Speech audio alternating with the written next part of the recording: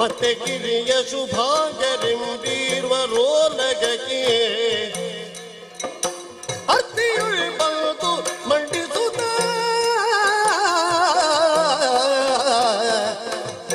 ವೀರಮಣಿ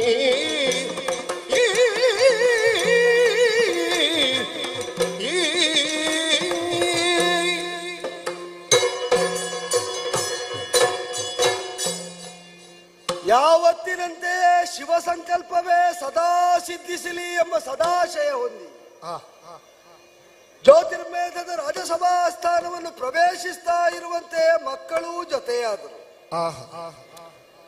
ಕೂಡಿಕೊಂಡೇ ಬಂದು ಸಿಂಹವಿಷ್ಟರದಲ್ಲಿ ಆಸೀನನಾಗಿ ದೈನಂದಿನ ಕ್ರಿಯಾಕಲಾಪವನ್ನು ಮುನ್ನಡೆಸ್ತಾ ಇರುವ ಈ ವೇಳೆಯಲ್ಲಿ ಒಂದು ಸಮೃದ್ಧಿ ಸಂತೃಪ್ತಿ ತಾನಾಗಿ ಮನದಲ್ಲಿ ತಾಂಡವವಾಡ್ತಾ ಇರುವುದನ್ನು ಅನುಭವಿಸ್ತಾ ಪುಳಕಗೊಳ್ತಾ ಇದ್ದೇನೆ. ಜ್ಯೋತಿರ್ಮೇಧಾಭಿಧಾನವನ್ನು ಹೊಂದಿದಂತಹ ಅತಿ ವಿಶಿಷ್ಟವಾದ ಪುರವಿದು. ಇಲ್ಲಿನ ಜನಪದವನ್ನು ಪಾಲಿಸುವಾಗ ಪುರುಷಾರ್ಥ ಸಾಧನೆಗೆ ಪೂರಕವಾಗಿಯೇ ಪ್ರಭುತ್ವವನ್ನು ನೆಲೆಗೊಳಿಸಬೇಕಾದ ಧಾರ್ಮಿಕವಾದ ಬದ್ಧತೆಯನ್ನು ಮನಗಂಡೇ ಪ್ರಭುವೆನಿಸಿದವನು ನಾನು. ಪುರುಷಾರ್ಥ ಸಾಧನೆಗೆ ಬೇಕಾದ ಬೆಳಕಾಗಿ ಪೀಠ ಪರಿವರ್ತಿತವಾಗಬೇಕು, ಇದು ಆಶಯ ಇದ್ದದ್ದು. ಆದರೆ ಸಾರ್ಥಕ್ಯದ ಪುಳಕ ಯಾಕೆ ಬಂತು ಅಂದ್ರೆ ಒಂದು ಹಂತದಲ್ಲಿ ಪರಮಾರ್ಥ ಸಾಧನೆಯೇ ಆಗಿದೆ ಇಲ್ಲಿ ಎಂಬುದರಿಂದ ಪಶುಪತಿಯಾದಂತಹ ಭಗವಾನ್ ಮಹಾದೇವ ಮೈದೋರಿ ನೆಲೆಯಾದಂತಹ ದಿವ್ಯ ಕ್ಷೇತ್ರವಿದು.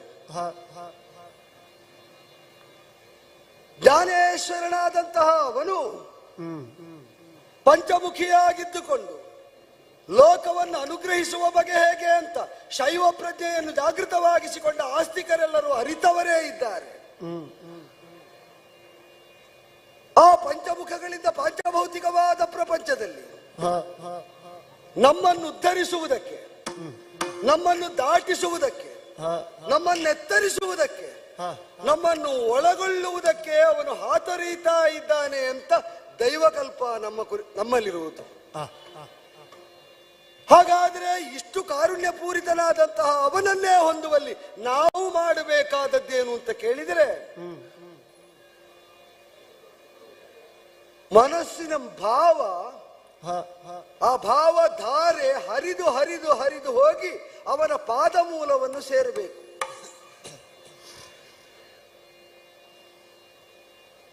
ಅವನಲ್ಲಿ ಭಕ್ತಿ ಮಾತ್ರ ಇದ್ದರೆ ನಮ್ಮ ಪುರುಷಾರ್ಥದೆಡೆಗೆ ನಮಗೆ ಅವಗಣನೆ ಇದ್ದರೆ ಸಾಧನೆಯ ಮಾರ್ಗದಲ್ಲಿ ಶ್ರೇಯಸ್ಸು ಲಭ್ಯವಾಗುತ್ತದೆ ಅಂತಿಲ್ಲ. ಸ್ವವಿಹಿತವಾದಂತಹ ವೃತ್ತಿಯನ್ನು ಮಾಡ್ತಾ ಮಾಡ್ತಾ ಮಾಡ್ತಾ ಅದರಲ್ಲಿ ಬರಬಹುದಾದ ಅಪಯಶಸ್ಸಿಗೆ ಕುಗ್ಗದೆ ಯಶಸ್ಸಿಗೆ ಅಹಂಕಾರವನ್ನು ಹಿಗ್ಗಿಸದೆ ಉಳಿಯಬೇಕು ಅಂತಾದರೆ ಆ ವೃತ್ತಿಯ ಜೊತೆಯಲ್ಲಿ ಭಕ್ತಿಯೂ ಬೇಕು.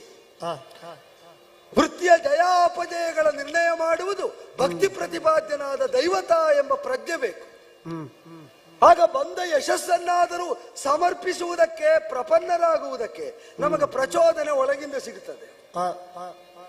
ಅಪಯಶವೇ ಬಂತೋ, ಕಾಲಪಕ್ವವಾಗಲಿಲ್ಲ, ಕಾಲಕಾರಣ ಅನುಗ್ರಹಕ್ಕೆ ಭಾಜನರಾಗುವ ಸುಯೋಗ ಈ ಸನ್ನಿವೇಶದಲ್ಲಿ ನಮಗಿಲ್ಲ ಅಂತ ಸಮಾಧಾನ ಮಾಡಿಕೊಳ್ಳುವುದಕ್ಕಾಗುತ್ತದೆ. ನಮ್ಮ ಕರ್ತೃತ್ವವನ್ನು ಮತ್ತಷ್ಟು ಪರಿಷ್ಕರಿಸಿಕೊಂಡು ಭಗವದ್ ಅನುಗ್ರಹ ಭಾಜನರಾಗುವುದಕ್ಕೆ, ಈಶಾನುಗ್ರಹ ವಿರಾಜಿತರಾಗುವುದಕ್ಕೆ, ಮತ್ತಷ್ಟು ತೀವ್ರತೆಯಿಂದಲೇ ಯತ್ನಿಸುವುದಕ್ಕೆ ಆ ಭಕ್ತಿ ನಮಗೆ ಪ್ರಚೋದಕವಾಗುತ್ತದೆ. ಆದ್ದರಿಂದ ಸ್ವವಿಹಿತವಾದ ಧರ್ಮದಲ್ಲಿ ರಕ್ತಿ, ಭಗವತ್ಪಾದ ಮೂಲದಲ್ಲಿ, ಪರಶಿವ ಪಾದ ಮೂಲದಲ್ಲಿ ಭಕ್ತಿ, ಇದೆರಡನ್ನು ಅಚಂಚಲವಾಗಿ ಹೊಂದಿದ್ದರ ಪರಿಣಾಮವಾಗಿ ಶಿವಾನುಗ್ರಹದಿಂದ ಬದುಕು ಶಿವಮಯವಾಗುತ್ತದೆ ಎಂಬ ನಮ್ಮ ಸಂಕಲ್ಪ ಏನುಂಟು, ಶ್ರದ್ಧೆ ಏನುಂಟು, ಅದು ಸಾಕ್ಷಾತ್ಕಾರವಾದದ್ದರಿಂದಲೇ ಜ್ಯೋತಿರ್ಮೇಧವೆಂಬುದು ದೇವಪುರವಾಗಿ ಪರಿವರ್ತಿತವಾದದ್ದು. ನಮ್ಮ ಭಾವಕೋಶ ತುಂಬಿ ನಿಂತದ್ದರ ಸಂಕೇತವಾಗಿಯೇ ಉದಿಸಿ ಬಂದವಳಲ್ವೋ ಮಗಳಾದಂತಹ ಇಕ್ಷುಮತಿ. ಅಚಂಚಲವಾದ ಧ್ಯಾನದಿಂದ ಪರಶಿವಾನುರಕ್ತಿಯಿಂದ ಜಗತ್ಪತಿಯನ್ನು ಪಶುಪತಿಯನ್ನು ತನ್ನ ಪತಿಯನ್ನಾಗಿ ಹೊಂದಿದಂತಹ ಯಶಸ್ಸಿಗೆ ಅವಳು ಭಾಜನಳಾದ. ಆ ಮಗಳಿಗೆ ಪಿತನಾಗಿರುವಂತಹ ನಾನು ಜ್ಯೋತಿರ್ಮೇಧದಲ್ಲಿ ಯಾವ ದೀಕ್ಷೆಯನ್ನು ಕೈಗೊಂಡಿದ್ದೇನೋ ಅದಕ್ಕೆ ತನ್ನ ಅಭಯ ಮುದ್ರೆಯ ರಕ್ಷಣೆಯನ್ನು ಒದಗಿಸ್ತಾ ನಮ್ಮ ಅಪೇಕ್ಷೆಯನ್ನೇ ಮಾನಿಸಿ ಪುರಹರನು ಪುರ ಸಂರಕ್ಷಕನಾಗಿ ಇಲ್ಲಿ ನೆಲೆಯಾಗಿದ್ದಾನೆ ಅಂದ್ರೆ ಅಲ್ಲಿರುವ ವೈಶಿಷ್ಟ್ಯ ಏನು ಅಂತ ನಾವು ಅದರಿಂದಲೇ ಗ್ರಹಿಸಬೇಕು. ಪುರಹರನು ತ್ರಿಪುರಾರಿ ಎಂಬುದರಿಂದ ಮಾತ್ರ ಅಲ್ಲವಲ್ಲ, ಈ ಪುರದಲ್ಲಿದ್ದಂತಹ ದೋಷ ಕಲ್ಮಶಗಳನ್ನು ಅಪಹರಿಸುವವನು ಎಂಬರ್ಥದಲ್ಲೂ ಅವನು ಪುರಹರನೇ. ಪುರ ಸಂರಕ್ಷಕನಾಗುತ್ತಾನೆ ಅಂದರೆ ದೋಷ ವಿದೂರತೆಯ ದೀಕ್ಷೆಯನ್ನು ನಾವಾಗಿ ಕೈಗೊಂಡು ಮಾಡುವ ಕರ್ಮದಲ್ಲಿ ಧರ್ಮ ಸಾಧಕವಾದ ಶರೀರ ನಮಗೆ ಬೇಕು. ಆ ಶರೀರಜನ್ಯವಾಗಬಹುದಾದ ದೋಷಗಳನ್ನು ಅಪಹರಿಸುವಲ್ಲಿ ಭಗವತ್ ಕಾರುಣ್ಯ ನಮಗೆ ಬೇಕು. ಇದು ಅಪೇಕ್ಷೆ. ತಥಾಸ್ತು ಒಂದರ ದ್ಯೋತಕವಾಗಿ ಭೌತಿಕವಾಗಿ ಆ ಪಂಚವಕ್ತ್ರನೇ ಇಲ್ಲಿ ನೆಲೆಯಾಗಿ ನಮಗೆ ಅನುಗ್ರಹವನ್ನು ಮಾಡ್ತಾ ಇರುವಂತೆಯೇ ದೈವಿಕವಾಗಿ ಜ್ಞಾನೇಶ್ವರನು ಸತ್ಪ್ರಚೋದನೆಯನ್ನು ಕೊಡ್ತಾ ಸನ್ಮಾರ್ಗದಲ್ಲೇ ನಮ್ಮನ್ನು ಮುನ್ನಡೆಸ್ತಾ ಸಚ್ಚರಿತನಾಗಿಯೇ ಲೋಕದಲ್ಲಿ ಕೀರ್ತಿವಂತನಾಗುವಂತೆ ಪರಮ ಕಾರುಣಿಕನಾಗಿ ಅನುಗ್ರಹಿಸಿದ್ದಾನೆ. ಜ್ಯೋತಿರ್ಮೇಧಕ್ಕೆ ಶಿವನಿಲ್ಲಿ ನೆಲೆಯಾದ ಬಳಿಕ ಪ್ರಾಜ್ಞರಾದವರು ಕೊಟ್ಟ ನಿರ್ವಚನವೇ ವಿಭಿನ್ನವಾದದ್ದು. ಜ್ಯೋತಿರ್ಮೇಧ್ಯತೆ ಪವಿತ್ರೀಕ್ರಿಯತೆ ಅನೇನ. ಇಲ್ಲಿ ಬೆಳಕು ಕೂಡ ಪರಿಷ್ಕಾರಕ್ಕೆ ಒಳಗಾಗುತ್ತದೆ ಎಂಬುದರಿಂದ ಇದು ಜ್ಯೋತಿರ್ಮೇಧ ಅಂತ. ನಮ್ಮ ಭಕ್ತಿಯನ್ನು ಅಡಿಗಡಿಗೆ ನಾವು ಪರಿಷ್ಕರಿಸಿಕೊಳ್ಳುವುದು ಅಂದ್ರೆ ಸಹಜವಾಗಿ ಸರಳವಾಗಿ ಹೇಳಿದರೆ ಬೆಳಕನ್ನಾದರೂ ತೊಳೆದು ಮಡಿಯಾಗಿಸಿ ಬಳಸುವವರ ಊರಿದು. ಎಷ್ಟೋ ವಸ್ತು ವಿಷಯಗಳು ಬೆಡಗಿನಿಂದಲೇ ಬೆರಗು ಹುಟ್ಟಿಸ್ತಾವೆ, ಆದ್ರೆ ಸತ್ವಪೂರ್ಣವಾಗಿರುವುದಿಲ್ಲ. ಆ ಬೆರಗನ್ನು ನಿವಾರಿಸಿಕೊಂಡು ಅದ್ಭುತವಾದಂತಹ ಅಚಿಂತ್ಯ ಮಹಿಮನಾದಂತಹ ಪರಶಿವನ ಸಾನ್ನಿಧ್ಯದಲ್ಲಿ ಅದೆಲ್ಲವನ್ನು ಬದುಕಿನಿಂದ ನಿವಾರಿಸಿಕೊಂಡು ಆತ್ಯಂತಿಕವಾಗಿ ಸ್ವಾತ್ಮಪ್ರಜ್ಞೆಯನ್ನು ಬೆಳಗಿ ಹೊಂದಬೇಕಾದ ಮಾರ್ಗವನ್ನು ಬೆಳಗುತ್ತಾ ಸೇರಬೇಕಾದ ಗಮ್ಯವನ್ನು ತೋರಿಕೊಡುವ ದೀಪಸ್ತಂಭ ಸ್ವರೂಪನಾಗಿ ಪರಶಿವನೇ ಇಲ್ಲಿ ನೆಲೆಯಾದ ಮೇಲೆ ಬದುಕಿನ ಬೆಳಕು ಪರಿಷ್ಕೃತವಾಗಿದೆ ಎಂಬುದಕ್ಕೆ ಬೇರೆ ವ್ಯಾಖ್ಯಾನ ಬೇಕು. ಈ ಸಮಾಧಾನ ಸಂತೃಪ್ತಿಯಲ್ಲೇ ಇರುವಾಗ ಈ ಪ್ರಜ್ಞಾ ಜಾಗೃತಿಯಲ್ಲೇ ಪ್ರಜಾ ಸಂತುಷ್ಟಿಯನ್ನು ಸಾಧಿಸುವಲ್ಲಿ ಎಲ್ಲರೂ ಪುರುಷಾರ್ಥ ಸಾಧನೆಯ ಮೂಲಕವಾಗಿ ನನ್ನಂತೆಯೇ ಪರಮಾರ್ಥ ಸಾಧನೆ ಮಾಡ್ಲಿ ಎಂಬ ಸದಾಶಯದಿಂದಲೇ ಯಾರಿಗೆ ಏನು ಬೇಕು ಅಂತ ವಿಚಾರಿಸ್ತಾ ಇರುವಾಗ ಇದೇನು ಹುಡುಗರು ಹೀಗಿದ್ದಾರೆ ಮಗನೇ ಅಪ್ಪಯ್ಯ, ಉತ್ಸಾಹದಿಂದ ನೀವು ಅಣ್ಣ ತಮ್ಮಂದಿರು ರುಕ್ಮಾಂಗ ಶುಭಾಂಗರು ನನ್ನ ಉಭಯ ಬಾಹುಗಳಂತೆ ಕರ್ತೃತ್ವದಿಂದ ಸಾಮರ್ಥ್ಯದಿಂದ ಈಗಾಗಲೇ ಭರವಸೆಯನ್ನು ಮೂಡಿಸಿದವರು ಸಭಾ ಪ್ರವೇಶ ಮಾಡುವಾಗ ಜೊತೆಯಾದಿರಿ. ಹೌದು, 2 ಹೆಜ್ಜೆ ಧಾವಂತದಿಂದ ಮುಂದೆ ಹೋದಿರಿ. ಅಪ್ಪ ಹಿಂದಿದ್ದಾನೆ ಅಂತ ಮತ್ತೆ ಹಿಂದೆ ಬಂದು ಸರಿದು ಸೇರಿದಿರಿ. ಹೌದು, ಸಿಂಹಾಸನವನ್ನೇರುವ ಕಾಲದಲ್ಲಿ ಎಡಬಲದಲ್ಲಿದ್ದವರು ಕೆಳಗೆ ಸ್ತಬ್ಧರಾದಿರಿ. ನನ್ನ ಸಭಾ ಕಲಾಪಕ್ಕೆ ಭಂಗ ತರದೆ ಉತ್ಕಂಠಿತರಾಗಿ ನೆಲೆ ನಿಂತಿರಿ. ಗಮನಿಸ್ತಾ ಇದ್ದೇನೆ ನಾನು. ನೀವು ಹಾಗೆ ತಿಳಿದುಕೊಂಡ್ರು? ಹೇಗೆ? ನಿಮ್ಮ ಸಭಾ ಕಲಾಪಕ್ಕೆ ನಾವೇ ಅಡೆತಡೆಗಳ ತಡೆಯಾಗುವುದಾದ್ರೆ ನೀನು ಆಗಲೇ ಮಾತು ತೊಡಗುತ್ತಿರ್ಲಿಲ್ವ? ನಾನು ಅದಕ್ಕೆ ನೀವು ಮಾತಾಡ್ಲಿ ಅಂತ ನಾನು ಸುಮ್ಮನೆ ಕೂತದ್ದು. ನಾವು ಮಾತಾಡುವುದು ಅಂದ್ರೆ ಏನು? ಯಾರಿಗೋ ಯಾವ ಮಾತಿನಿಂದ ಸಾಂತ್ವನ ಸಿಗುತ್ತದೋ, ಇನ್ಯಾರಿಗೋ ಯಾರ ಮಾತಿನಿಂದ ಭರವಸೆಯ ಬೆಳಕು ರೀತದೋ ಆ ಮಾತನ್ನಲ್ವೋ ಮಗು ಆಡಬೇಕಾದ್ದು. ಹೌದು, ಪ್ರಜಾಹಿತ ಸಂರಕ್ಷಣೆ ಮಾಡುವವನಿಗೆ ಎಲ್ಲರ ಮಾತಿಗೆ ಕಿವಿಯಾಗುವಷ್ಟು ಶ್ರವಣ ಶಕ್ತಿಯೂ ಬೇಕು. ನಿಜ. ಎಲ್ಲರ ಕಷ್ಟಕ್ಕೆ ಸ್ಪಂದಿಸುವಷ್ಟು ಮನಸ್ಸಿನ ದಾರ್ಢ್ಯವೂ ಬೇಕು. ನಿಜ. ಎಲ್ಲರಿಗಾಗಿ ಶ್ರಮಿಸುವಷ್ಟು ಕರ್ತೃತ್ವದ ಬಲಿಷ್ಠತೆಯೂ ಬೇಕು. ಹೌದು. ಆದ್ದರಿಂದಲೇ ಅದರಲ್ಲಿ ನಿರತರಾಗಿರುವಾಗ ಸೂಕ್ಷ್ಮವಾಗಿ ನಿಮ್ಮನ್ನು ನೋಡ್ತಾ ಉಳಿದ್ರೆ ಉತ್ಕಂಠಿತತೆ ಉಂಟು, ಏನೋ ಒಂದು ಅಳುಕು ಉಂಟು ಒಳಗಿನಿಂದ. ಮುಖ ಸಹಜವಾಗಿ ವಿಕ್ರಮ ತೇಜದಿಂದ ಬೆಳಗುತ್ತಾ ಇದ್ದದ್ದು. ಹತಪ್ರಭರಾಗಿದ್ದೀರಿ ಅಂತ ಆಡುವುದಿಲ್ಲ, ಆದರೂ ಯಾವುದೋ ಚಿಂತೆಯಲ್ಲಿ ನೀವು ವ್ಯಸ್ತರಾಗಿದ್ದೀರಿ ಅಂತ ಮುಖ ನೋಡಿದ್ರೆ ಗೊತ್ತಾಯ್ತು. ಪ್ರಜಾವರ್ಗವನ್ನು ಮಕ್ಕಳಂತೆ ಪಾಲಿಸುವ ಪ್ರಭುವಾದ ನಿಮ್ಮ ಅಪ್ಪ ಸ್ವಪ್ರಜೆಗಳ ಮನದಲ್ಲೇನಾದ್ರೂ ವೈಷಮ್ಯ ಇದ್ದರೆ ಅದನ್ನು ನೀಗುವುದಿಲ್ಲ ಅಂತ ಆತಂಕ ಬೇಡ. ಏನಾಯ್ತು ಮಗನೇ, ಏನಾಯ್ತು? ಅಪ್ಪಯ್ಯ, ಓ ಅನುಜನೊಡನೆಯು ಪವನಕ್ಕೆ ಹೋಗಿರೆ ನಾನು.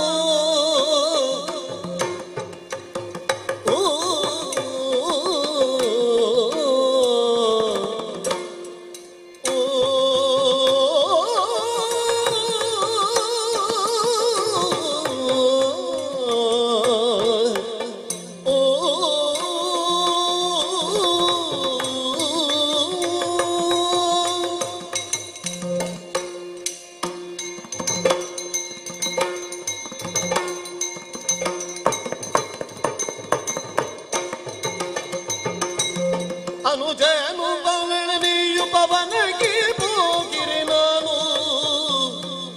ತಂದೆ ಕೇಳು, ಕೇಳ್ಬೇಕಪ್ಪ, ಕೇಳ್ಬೇಕು. ಪಣೆಯೊಳ್ಳೆ ಕನವಿದ್ದ ತುರಗವೈ ತಲುದಿತು. ಪಣೆಯೊಳ್ಳೆ ಕನವಿದ್ದ ತುರಗವೈ ತಲುದಿತು. ತಂದೆ ಕೇಳು, ಪಣೆಯೊಳ್ಳೆ ಕನವಿದ್ದ ತುರಗವೈ ತಲುದಿತು. ತಂದೆ ಕೇಳು, ಅನುಜನೊಡನೆಯು ಪವನಗೆ ಹೋಗಿರೆ ನಾನು. ತಂದೆ ಕೇಳು, ತಂದೆ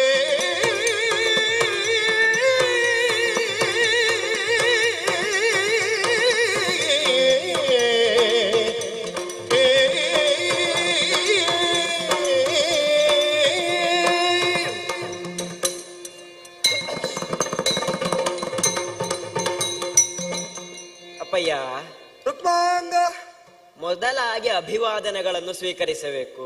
ಶ್ರೇಯಸ್ಸಾಗಲಿ ಮಗನೇ. ನಮ್ಮ ಮುಖದಲ್ಲಿದ್ದ ಭಾವನೆಗಳನ್ನು ನೀವು ತೀರವಾಗಿ ಕೇಳಿಬಿಟ್ರಿ.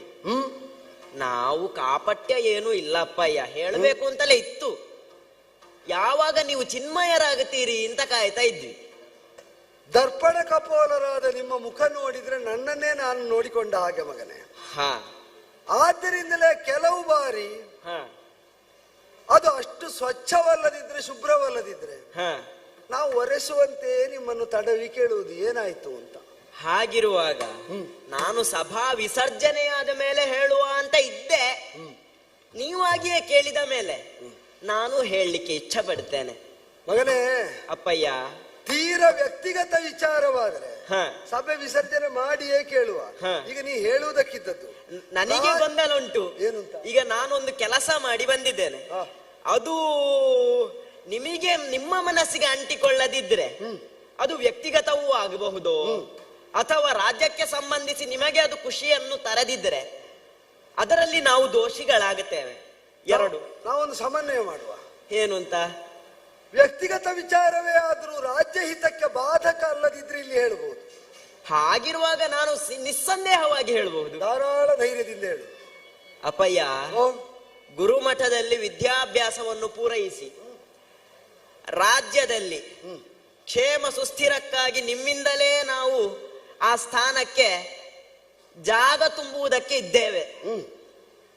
ಹಾಗಿರುವಾಗ ಮುಂದೆ ಏನು ಮಾಡಬೇಕು, ಯಾವ ಕಾಲಕ್ಕೆ ಹೇಗೆ ಮಾಡಬೇಕು ಎಂಬುದು ನಿಮ್ಮ ಆದೇಶ. ಈ ಕಾರ್ಯದಲ್ಲೇ ನಾವು ಕಾರ್ಯೋನ್ಮುಖರಾಗಿ ಮುಂದಕ್ಕೆ ಹೋಗುತ್ತಾ ಇದ್ದಾಗ ಒಂದು ಮನಸ್ಸಿಗೆ ಬೇಜಾರಾಯ್ತು, ಬೇಸರ ಆಯ್ತು. ನಾನು ಮತ್ತು ನನ್ನ ತಮ್ಮ ಇರೋರೊಟ್ಟಿಗೆ ಎಂತಾದ್ರೂ ಮಾಡುವ ಅಂತ ಹೊರಟ್ವಿ. ಎಂತದ್ದೋ ಮಾಡುವ ಅಂದ್ರೆ ಎಂತದ್ದೋ ಅಲ್ಲ, ಅಂದ್ರೆ ನೀವು ಏನೇನನ್ನೋ ಮಾಡಬಲ್ಲವರಾದ್ರಿಂದ ಏನು ಮಾಡುವುದಕ್ಕೆ ಹೊರಟ್ರಿ ಅಂತ ಒಂದು ಕುತೂಹಲ. ಹಾಗಿರುವಾಗ ನಾವು ಮತ್ತೆ ಕೊನೆಗೆ ಒಂದು ಉಪಾಯಕ್ಕೆ ಬಂದ್ವಿ. ನಮ್ಮದೇ ಉಪವನ ಉಂಟು, ಒಮ್ಮೆ ಹೋಗಿ ವನ ವಿಹಾರ ಮಾಡಿಕೊಂಡು ಬರುವ ಅಂತ ಅಲ್ಲಿ ಅತ್ತ ಕಡೆವೇ ಧಾವಿಸಿದ್ವಿ ನಾವು.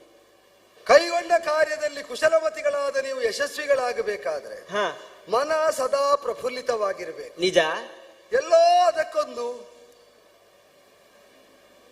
ಖಿನ್ನತೆ ಆವರಿಸಿದೆ ಅಂತ ಆದ್ರೆ ಹ ಆಹ್ಲಾದಜನಕವಾದ ಉಪವನದಲ್ಲಿ ವಿಹರಿಸುವುದು ಅನಪೇಕ್ಷಿತವೇನೂ ಅಲ್ಲ.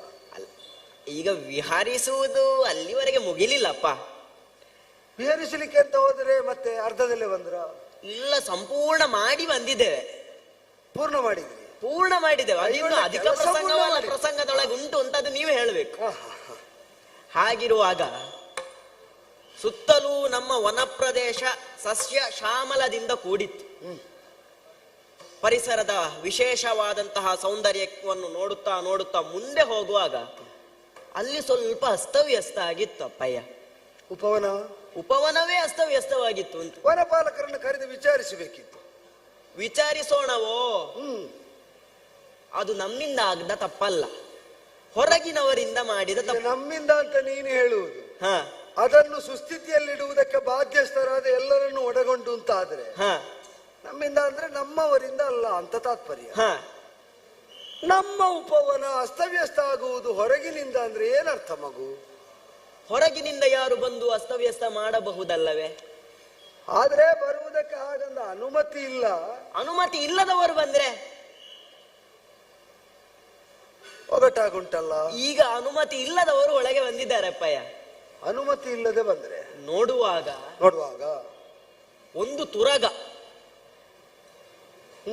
ಸಾಮಾನ್ಯ ತುರಗವಲ್ಲ, ಮತ್ತೆ ಶೃಂಗಾರವಾಗಿ ಸಲಕ್ಷಣಗಳನ್ನು ಒಳಗೊಂಡ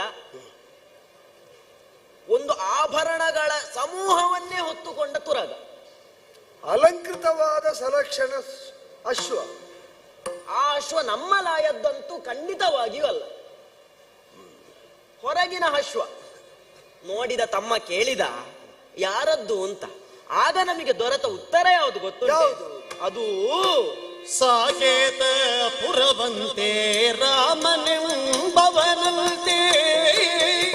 ಅವನದ್ದು.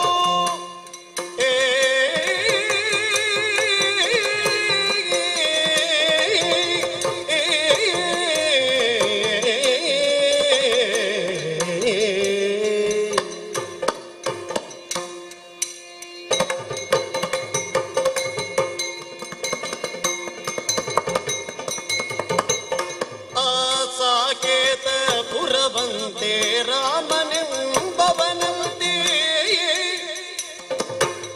ಅಂತೆಗೇಳು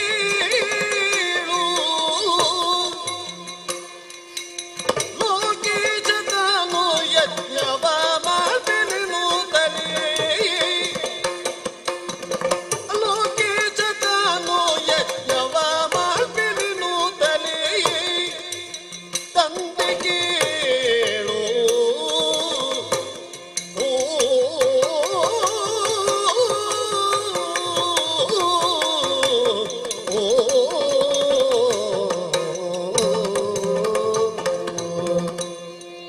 ಅದು ಯಾರ ಅಶ್ವ? ಅದರ ಬಗ್ಗೆ ನಾವು ನೋಡುತ್ತಾ ನೋಡುತ್ತಾ ಮುಂದೆ ಹೋಗುವಾಗ ಆ ಅಶ್ವಕ್ಕೊಂದು ಪರಂಪರೆ ಉಂಟು. ಸಾಕೇತದ ಅಧಿಪತಿಯಂತೆ ರಾಮನೆಂಬ ಅಭಿದಾನದಿಂದ ಪ್ರಪಂಚದಲ್ಲಿ ನರೋತ್ತಮನಾಗಿ ರಾಜನಾಗಿ ಮೆರೆಯುತ್ತಾ ಇದ್ದಾನಂತೆ. ಬ್ರಹ್ಮಹತ್ಯಾ ದೋಷದ ಆಶಂಕೆಯಿಂದ ಅಶ್ವಮೇಧದ ತುರಗ ಅಂತ ನಮಗೆ ಅಲ್ಲಿ ಗೊತ್ತಾಯ್ತು. ಅಶ್ವಮೇಧವನ್ನು ನಡೆಸಿದ್ದಾನೆ, ಅದರ ತುರಗವಿದು ಅಂತ ನಮಗೆ ಆ ಲೇಖನಿಯಲ್ಲಿ ಓದಿ ಗೊತ್ತಾಯ್ತು. ಅಶ್ವಮೇಧದ ತಿರುಗವಾದರೆ ಯಾರದ್ದು ಏನು ಎಂಬ ವಿವರ ಶಿರೋಲೇಖನದಲ್ಲೇ ಇರ್ತದೆ. ನಿಜ, ತೆಗೆದು ಓದಿ. ನಿಮ್ಮ ಮಕ್ಕಳಲ್ವೇ ಓದದೆ ಇರ್ತೇವ? ಓದಬೇಕಾದ್ದೆ. ಓದಬೇಕಾದ್ದೆ. ಅದರಲ್ಲಿದ್ದ ಇತಿವೃತ್ತದಲ್ಲಿ ಮತ್ತೆ ವೈಶಿಷ್ಟ್ಯ ಅದರಲ್ಲಿ ನೋಡಿ, ಅದರಲ್ಲಿ ಒಂದು ಚೋದಿಗವನ್ನು ನಾವು ಕಂಡಿದ್ದೇವೆ ಅಪ್ಪ. ಏನು ಚೋದ್ಯ? ರಾಮನನ್ನು ಲೋಕೇಶ ಅಂತ ಹೇಳಿದ್ದಾರೆ. ರಾಮನೋರ್ವನೇ ಧೀರ, ರಾಮನೋರ್ವನೇ ಸರ್ವೋತ್ತಮ, ರಾಮನಿಗೆ ಮಿಗಿಲಾದ ದೇವರಿಲ್ಲ ಅಂತ ಅದರಲ್ಲಿ ಉಲ್ಲೇಖಿಸಿದ್ದಾರೆ. ಇದನ್ನು ನೋಡಿದ ನಾವು ನಮ್ಮ ದೇವರ ಅಪಮಾನ ನಮಗೆ ಒಳ್ಳೆಯದ್ದೋ? ಈಶ್ವರಾರಾಧಕರು ನಾವು. ಈಗ ಅದರಲ್ಲಿದ್ದ ಲೇಖನದಲ್ಲಿ ಏನಿರಬೇಕು ಎಂಬುದು ರಾಮ ಚಿತ್ತಾಧೀನವಾದದ್ದು. ಹೌದು.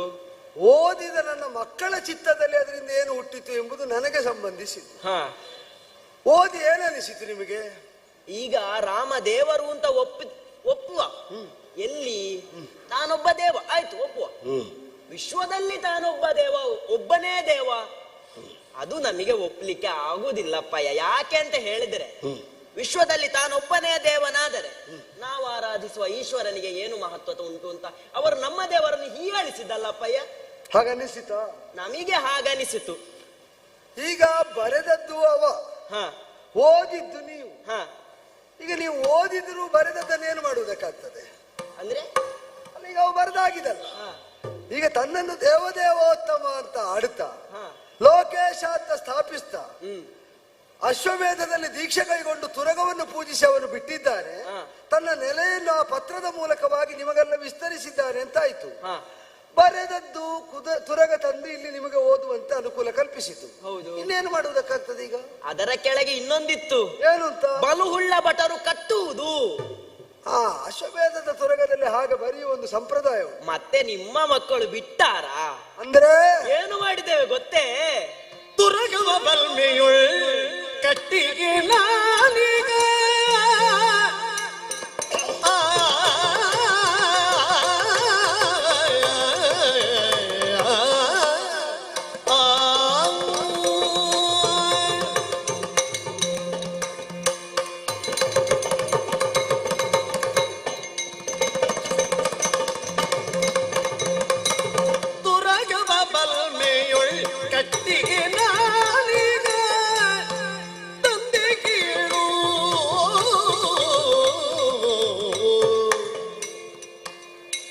ಹೊರಗೈದು ಮೂರ್ಖರ ಸೆರೆಯೊಳಗಿಕ್ಕುವಿ.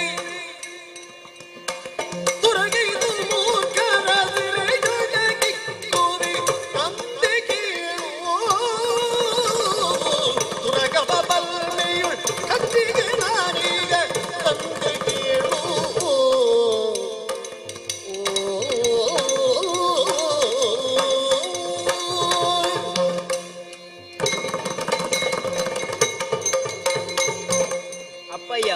ಮಗನೇ, ನನ್ನ ಅಪ್ಪನೇ ದೊಡ್ಡವರು ಮನೆಯಲ್ಲಿ ಹೇಳಿದ್ರೆ ಚಂದ.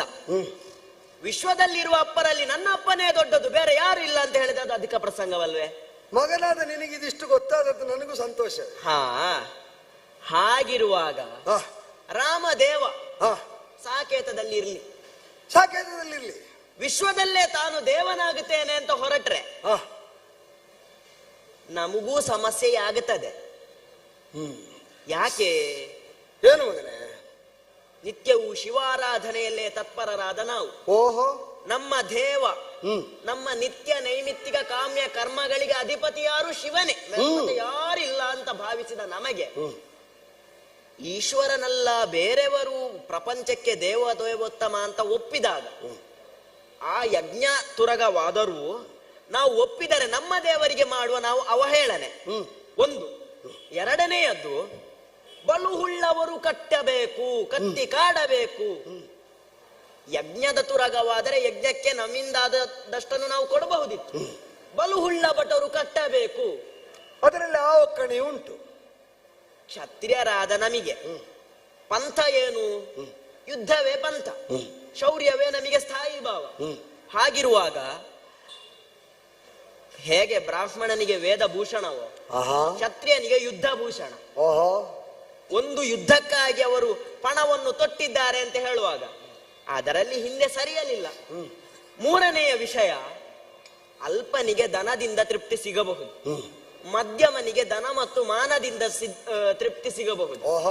ಆದರೆ ನೀವು ಉತ್ತಮರು, ನಿಮ್ಮ ಮಕ್ಕಳಾದ ನಾವು ಅದೇ ಸಾಲಿಗೆ ಸೇರಬಹುದೋ ಎಂಬ ವಿಷಯವನ್ನು ಅರಿತ ನಾವು ಉತ್ತಮರಿಗೆ ಮಾನವೇ ಧನ, ನಮ್ಮ ಮಾನಕ್ಕೆ ಅವರು ಪ್ರಶ್ನೆಯನ್ನು ಒಟ್ಟಿದ್ದಾರೆ ಅಂತ ಹೇಳುವಾಗ ಆದರೆ ಏನು ಮಾಡ್ಬೇಕೀಗ? ಬಲುಹುಳ್ಳವರು ಕಟ್ಟಿಬೇಕು ಹೇಳಿದ್ದಾರಲ್ಲ, ನಾವು ಕಟ್ಟಿದ್ದೇವಪ್ಪ, ಇನ್ನು ಎಂತ ಮಾಡುದು? ಈಗ ಕಟ್ಟಿದ್ರೆ ಅಲ್ಲ, ನಿಮ್ಮ ಯೋಚನೆ ತಿಳಿಯುವುದಕ್ಕೆ ಕೇಳುವುದು. ಈಗ ಸುಲಭವಾಗಿ ಯಾರಿಗೂ ಕಟ್ಟುವುದಕ್ಕಾಗ್ತದೆ, ಯಾಕೆಂದ್ರೆ ಅದು ಪ್ರತಿಭಟನೆಯನ್ನು ವಿಶೇಷವಾಗಿ ನಮ್ಮಲ್ಲಿ ತೋರುವುದಕ್ಕಿಲ್ಲ, ಕೊಸರುವುದಕ್ಕಿಲ್ಲ ಅಂತ ಆಡಿದ್ದಲ್ಲ. ಆದ್ರೂ ನಮ್ಮಿಂದ ನಿರ್ಬಂಧಿತವಾಗುವ ಸ್ಥಿತಿಯಲ್ಲಿರುವ ಅಶ್ವ. ಆದ್ರೆ ಕಟ್ಟಿದವರನ್ನು ನೋಡಿಕೊಳ್ಳಿಕ್ಕೆ ಹಿಂದಿನಿಂದ ಯಾರು ಬರಲಿಲ್ಲ. ಸೈನ್ಯ ರಾಶಿ ಇತ್ತು, ಅದು ತಿಳಿದು ಕಟ್ಟಿದ್ರ. ನಾವು ಕಟ್ಟಿದ ಕಾರಣ ಉಂಟಪ್ಪಯ್ಯ. ಪ್ರಪಂಚದಲ್ಲಿ ಕೌಸಲ್ಯ ಪಡೆದ ರಾಮನೋರ್ವನೇ ವೀರ ಎಂಬ ಮಾತುಂಟು. ಆ ಕಾರಣಕ್ಕೆ ವೀರತ್ವ ಇನ್ನೂ ಅಳಿಯಲಿಲ್ಲ, ಇನ್ನೂ ಉಂಟು ಎಂಬುದು ವೀರಮಣಿ ಆಸ್ಥಾನದಲ್ಲಿ ಸಿದ್ಧವಾಗಬೇಕು ಎಂಬ ಏಕಮಾತ್ರ ಉದ್ದೇಶದಿಂದ. ಪರಾಕ್ರಮ ರಾಮನಿಂದ ತೊಡಗಿದ್ದು ಅಲ್ಲ, ರಾಮನೊಂದಿಗೆ ಮುಗಿಯುವುದು ಅಲ್ಲ. ರಾಮನಿಗೆ ಪರಾಕ್ರಮವಲ್ಲ, ಇದ್ದಾರೆ ಹೊರ ಆ ನಿಟ್ಟಿನಿಂದ. ಆದ್ರೆ ಒಂದು ಈಗ ಏನು, ನನ್ನ ಮಕ್ಕಳು ಹೇಗೆ ಯೋಚಿಸ್ತಾರೆ ಅಂತ ನನಗೆ ತಿಳಿಯುವುದಕ್ಕೆ ಕೇಳುವುದು. ಚಕ್ರವರ್ತಿಗಳಿಂದ ವಿರಾಜಿತವಾದಂತಹ ಸಿಂಹಪೀಠದಲ್ಲಿ ಪ್ರಕೃತ ಸಾಕೇತಾಧಿಪತಿಯಾಗಿ ರಾಮನಿದ್ದಾನೆ. ನಿಜ. ನಾವು ಚಕ್ರವರ್ತಿತ್ವ ಸ್ಥಾಪನೆ ಮಾಡಲಿಲ್ಲ, ಹಾಗೆ ಅಂತ ಅನ್ಯರಿಗೆ ಸಾವಂತರಾಗಿ ಅಧೀನರಾಗಲೂ ಇಲ್ಲ. ಭೌಗೋಳಿಕವಾಗಿ ಕೋಸಲ ಸಾಮ್ರಾಜ್ಯ ಏನುಂಟು ಅದರಷ್ಟು ವಿಸ್ತಾರ ನಮ್ಮ ರಾಜ್ಯಕ್ಕೂ ಇಲ್ಲ. ನಿಜ. ಚತುರಂಗ ಬಲದ ಆಧಿಕ್ಯದಲ್ಲೇ ಯೋಚಿಸುವುದಾದರೆ ಸಾಕೇತದಲ್ಲಿದ್ದ ಸಮಗ್ರ ಬಲಕ್ಕೆ ಹೋಲಿಸಿದರೆ ನಮ್ಮದು ಸಂಖ್ಯೆಯಿಂದ ಅಷ್ಟು ಬೃಹತ್ ಗಾತ್ರದ ಸೇನೆ ಅಲ್ಲ. ಇಷ್ಟು ವಾಸ್ತವ ಈಗ ಮೇಲ್ನೋಟಕ್ಕೆ ನಿನಗೂ ಗೊತ್ತಾದೀತು. ಹೌದಪ್ಪಯ್ಯ.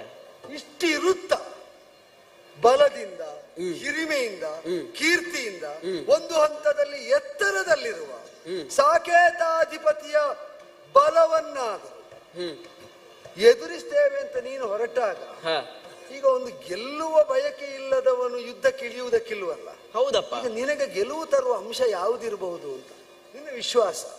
ನಮ್ಮ ಪರಾಕ್ರಮವೇ ಇಲ್ವೇ? ಬಂದ ಭಟರನ್ನು ಅವರಿಗೆ ಸರಿಯಾದ ಪಾಠ ಕಲಿಸದಿರೆ ಕಲಿಸಿಯೇ ಕಲಿಸುತ್ತೇವೆ. ಅದು ಕಲಿಸದಿರೆ ಅಂತ ಇಲ್ವೇ ಇಲ್ಲ. ನಮ್ಮ ಶಬ್ದಕೋಶದಲ್ಲೇ ಇಲ್ಲ ಅದು. ನಿಮ್ಮ ಪಾಠ ಅಲ್ಲ ನಮಗೆ, ನಮ್ಮ ಶಬ್ದಕೋಶದಲ್ಲೇ ಇಲ್ಲ. ಹೌದಪ್ಪ, ಶಬ್ದಕೋಶ ತುಂಬಾ ಹಿಗ್ಗಿಸಿದ್ರೆ ನಮಗೆ ಶಬ್ದದ ಕುರಿತಾಗಿ ಗೊಂದಲ ಹೆಚ್ಚಾಗುವುದು. ನಾವು ಸೀಮಿತ ಶಬ್ದ ಅದಕ್ಕೆ ಗೊಂದಲ ಬೇಡ, ನಾವೇ ಗೆಲ್ಲುತ್ತೇವೆ. ಬೇಕಾದನ್ನು ಅಲ್ಲಿಂದಲೇ ತೆಗೆದು ನಾವೇ ಗೆಲ್ಲುತ್ತೇವೆ. ಆ ವಿಶ್ವಾಸವನ್ನು ಹೊತ್ತ ನಾನು ಕಟ್ಟಿದ್ದೇವೆ. ಇನ್ನು ಮುಂದಕ್ಕೆ ದೂರ್ಜಟಿಗಳು ಬಂದರೆ ಅವರನ್ನು ಕೊಂದು ಅಥವಾ ನಮ್ಮ ವಿಜಯ ಪತಾಕೆಯನ್ನು ಊರಿ ಈ ವರ್ಷ ಒಂದು ಒಳ್ಳೆಯ ವಿಜಯದ ಸಮಾರಂಭ ಮಾಡಬೇಕು ಅಂತ ಇದ್ದೇನೆಪ್ಪಯ್ಯ. ಇನ್ನು ಹೀಗೆ ಹೇಳುದು ಕೇಳುವಾಗ ವರ್ಷ ವರ್ಷವೂ ನಿನಗೆ ಅದಾಗಲಿ ಅಂತ ಕಾಣ್ತದೆ. ಕಂದ ಬಲ ಬಲ ಕಂದ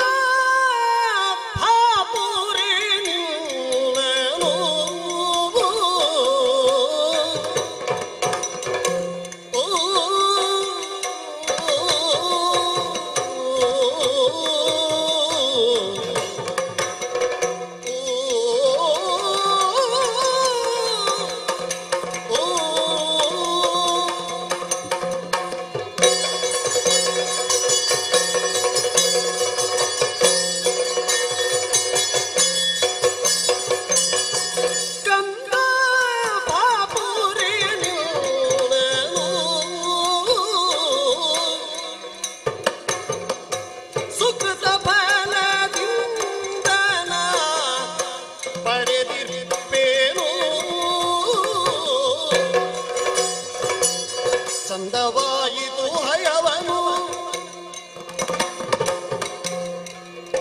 ಚಂದವಾಯಿತು ಹಯವನು, ನೀನೀಗ ಬಂಧಿಸಿದು ಉಳಿದೆಂಬಿನು. ಕಂದ ಬಾಪುರಿ ನಿಲ್ಲನು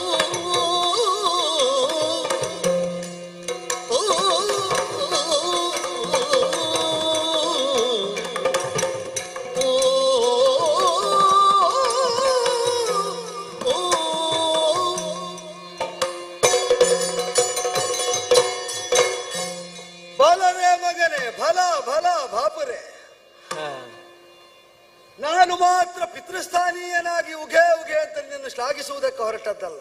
ಮತ್ತೆ ವಿಕ್ರಮದ ವಿಸ್ಫುಲಿಂಗಗಳಂತಿರುವಂತಹ ನಿಮ್ಮ ಅಂತರಂಗದ ಪರಾಕ್ರಮದ ಕಿಡಿ ಹಾರಿದ ಬಗೆಯಿಂದ ಅದೋ ಸಭಾಸ್ಥಾನದಲ್ಲಿ ವಿರಾಜಿತರಾದ ವೀರಯೋಧರೆಲ್ಲ ರಾಜಕುಮಾರರ ಈ ನೆಲೆಗೆ ನಿಲುವಿಗೆ ಉಚಿತವಾಗಿ ಉಗೆ ಉಗೆ ಅಂತ ಉದ್ಗಾರ ತೆಗೀತಾ ಇದ್ದಾರೆ. ಬಂದದ್ದು ನಿಮ್ಮ ಸಂಸ್ಕಾರವಲ್ಲಪ್ಪಯ್ಯ. ಅದು ನನಗೆ ನೆಮ್ಮದಿ ಕೊಟ್ಟ ವಿಚಾರ ಅದು. ಮಗೋ ಅಪ್ಪಯ್ಯ, ಸಂಪನ್ನನಾದ ಪಿತೃಸ್ಥಾನೀಯನ ಸಂಪತ್ತಿಗೆ ಉತ್ತರಾಧಿಕಾರಿಯಾಗುವುದಕ್ಕೆ ಹುಟ್ಟು ಸಾಕಾಗುತ್ತದೆ. ಹುಟ್ಟಿನಿಂದ ಮಗ ಅನ್ನಿಸಿದ್ರೆ ಸಾಕು. ಅಪ್ಪನ ಬಳಿಕ ಅವ ಹೊಂದಿದ್ದೆಲ್ಲವೂ ಮಗನಿಗೆ ಬರುವುದು. ಬದುಕಿನ ವಿಧಾನವನ್ನು ರೂಪಿಸಿಕೊಳ್ಳುವಲ್ಲಿ ಪೂರ್ವ ಪರಂಪರೆಯನ್ನು ಖಚಿತದಿಂದ ನೋಡಿದರೆ ಸಾಕಾಗುತ್ತದೆ. ಅವರು ಹೇಗೆ ಬದುಕಿದ್ದಾರೆ ಅಂತ ನೋಡುವುದು. ಹೆಚ್ಚಾಗಿ ಎಲ್ಲ ಮನೆಯಲ್ಲೂ ಇರುವುದು ಗುರು ಹಿರಿಯರ ಬದುಕನ್ನೇ ಅನುಸರಣಶೀಲತೆಯಿಂದ ಅನುಸರಿಸುವ ಒಂದು ಪ್ರವೃತ್ತಿ ಅಲ್ವಾ. ಆದರೆ ಸದ್ಗುಣ ಪ್ರಸೂತರಾದಂತಹ ಮಕ್ಕಳಲ್ಲಿ ಸಹಜವಾದ ಪಿತೃತ್ವ ಏನನ್ನು ಹಂಬಲಿಸ್ತದೆ ಅಂದ್ರೆ ಗುರು ಪರಂಪರೆಯ ಪಿತೃ ಪರಂಪರೆಯ ಆಶಯವನ್ನು ಅಂತರಂಗವನ್ನು ಅರಿತು ಅದನ್ನು ತಮ್ಮ ಕ್ರಿಯೆಯಲ್ಲಿ ಅನುಷ್ಠಾನದಲ್ಲಿ ತರುವಂತಹ ಸಂತಾನ ಪರಂಪರೆ ನಮಗೆ ಸಿದ್ಧಿಸಲಿ ಅಂತ ಬಾಪುರೆ ಅಂದದ್ದು.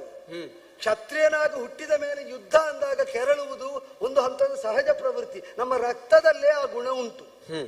ಆದರೆ ಈಗ ರಕ್ತವನ್ನು ಚೆಲ್ಲುವುದಕ್ಕಾದರೂ ಹೇಸದೆ ಮುಂದಡಿ ಇಡುವುದಕ್ಕೆ ನೀವು ಸಿದ್ಧರಾದದ್ದು ಯಾವುದಕ್ಕೆ? ನಮ್ಮ ಭಕ್ತಿಯ ಕೇಂದ್ರ ಸ್ಥಾನವಾದ ಪರಶಿವನ ಶ್ರೇಷ್ಠತೆಗೆ ಪಾರಮ್ಯಕ್ಕೆ ಭಂಗ ತರುವ ಒಂದು ಪ್ರವೃತ್ತಿ ರಾಮನಾಮಕನಾದ ಸಾಕೇತಾಧಿಪತಿಯಿಂದ ಆಗ್ತಾ ಉಂಟು. ಹಾಗೆ ಹೇಳಿಕೊಂಡವರ ಇದ್ದಲ್ಲಿಗೆ ಹೋಗಿ ಮೈ ಮೇಲೆ ಬಿದ್ದದ್ದಲ್ಲ, ಸ್ವೇಚ್ಛೆಯಿಂದಲೇ. ಈಗ ಶ್ರದ್ಧೆಯಂತೆ ಆ ತುರಗ ಬರುವುದು ಹೇಗೆ ಗೊತ್ತೋ ಮಗು? ಹೇಗೆಪ್ಪಯ್ಯ? ಸರ್ವ ದೇವತೆಗಳನ್ನು ಅಲ್ಲಿ ಆವಾಹಿಸಿ ದೇವತಾಮಯವಾದ ಅದನ್ನು ಪೂಜಿಸಿ ಸ್ವೇಚ್ಛೆಯಿಂದಲೇ 1 ವರ್ಷಕ್ಕೆ ಬೇರೆ ಬೇರೆ ವಿಧಾನ ಉಂಟು. ಅಶ್ವಮೇಧದಲ್ಲಿ ದಿನಾಶ್ವಮೇಧದಿಂದ ತೊಡಗಿ 12 ವರ್ಷದ ತನಕ ಮಾಡುವುದೆಲ್ಲ ಉಂಟು ಅಂತ ವೇದ ವಿದ್ವಾಂಸರು ಹೇಳ್ತಾರೆ. ಹೆಚ್ಚಾಗಿ 1 ವರ್ಷದ ಅವಧಿಗೆ ಲೋಕ ಪರ್ಯಟನೆಯನ್ನು ಮಾಡುವುದಕ್ಕೆ ಅದನ್ನು ಬಿಟ್ಟು ಕಳಿಸುವುದು. ಪದಯಜ್ಞ ಅಂತ ಅದಕ್ಕೆ ಹೆಸರು. ಇನ್ನೊಂದು ಕತ್ತಲಾದಾಗ ಪಯಣ ಮುಂದುವರಿಸುವುದಕ್ಕಾಗದಿದ್ದರೆ ಅದು ನಿಲ್ಲುವುದಕ್ಕೂ ಹೊರಡುವುದಕ್ಕೂ ಎಲ್ಲದಕ್ಕೂ ವಾಗೆಯನ್ನು ಹಿಡಿದು ಚಮ್ಮಟಿಕೆಯನ್ನು ಬಳಸಿ ಅದನ್ನು ನಿಯಂತ್ರಿಸುವುದೋ ನಿರ್ದೇಶಿಸುವುದೋ ಇಲ್ಲ. ಹೌದು, ಸ್ವತಂತ್ರವಾಗಿ ಚಲಿಸ್ತಾ ಹೋಗುತ್ತದೆ. ಅದು ನಿಲ್ಲಬೇಕಾದ್ರೂ ಯಾಗ ಆಗಬೇಕಲ್ಲಿ. ಅದು ಇದ್ದಲ್ಲಿಂದ ಕಾಲೂರಿನಿಂದಲ್ಲಿಂದ ತೆರಳಬೇಕಾದ್ರೂ ಯಾಗ ಆಗಬೇಕಲ್ಲಿ. ಪದೇ ಪದೇ ಜಿಹೋತಿ ಅಂತ ಹೀಗೆ ದೇವತಾಮಯವಾದ ಅಶ್ವ ಸಂಚರಿಸ್ತಾ 1 ವರ್ಷದಲ್ಲಿ ಯಾರಿಂದೆಲ್ಲ ಬದ್ಧವಾಗಿದೋ, ಎಲ್ಲೆಲ್ಲ ತಾನಾಗಿ ಕಾಲೂರಿ ನಿಂದಿದೋ ಎಲ್ಲ ಕಡೆಯಿಂದಲೂ ದ್ರವ್ಯ ಸಂಗ್ರಹ ಮಾಡಿ ಯಜಮಾನನನ್ನು ಸಂಪನ್ನನನ್ನಾಗಿಸಿ ಆ ಅಶ್ವಮೇಧಕ್ಕೆ ಕಾರಣವಾಗ್ತದೆ.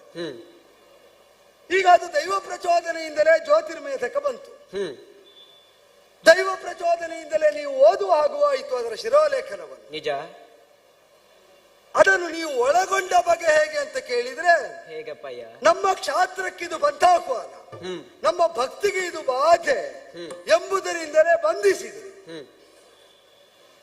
ಕೇಳಿ ತಿಳಿದಂತೆ ನಮಗಿಂತ ಉನ್ನತ ಸ್ತರದ ಬಲಿಷ್ಠತೆಯನ್ನು ಹೊಂದಿದವರಾದರೂ ಏನಕೇನ ಪ್ರಕಾರೇಣ ಅಂದರೆ ಸರ್ವಾತ್ಮನ ಯಾಕೆ ಪ್ರಾಣಾರ್ಪಣೆ ಮಾಡಿ ಆದರೂ ಈ ನಿಲುವನ್ನು ಸಮರ್ಥಿಸ್ತೇವೆ, ಪೌರುಷವನ್ನು ತೋರಿಯೇ ತೀರ್ತೇವೆ ಅಂತ ನೀವು ಸಂಕಲ್ಪಿಸಿದ್ರೆ ಇಲ್ವೋ? ನಮ್ಮತನವನ್ನು ನಾವು ಯಾಕೆ ಬಿಟ್ಟು ಕೊಡಬೇಕು? ಅದು ಅಹಂಕಾರ ನಮ್ಮತನ ಆದದ್ದಲ್ಲ, ಭಕ್ತಿ ನಮ್ಮತನ ಅಂತ ಆದದ್ದು.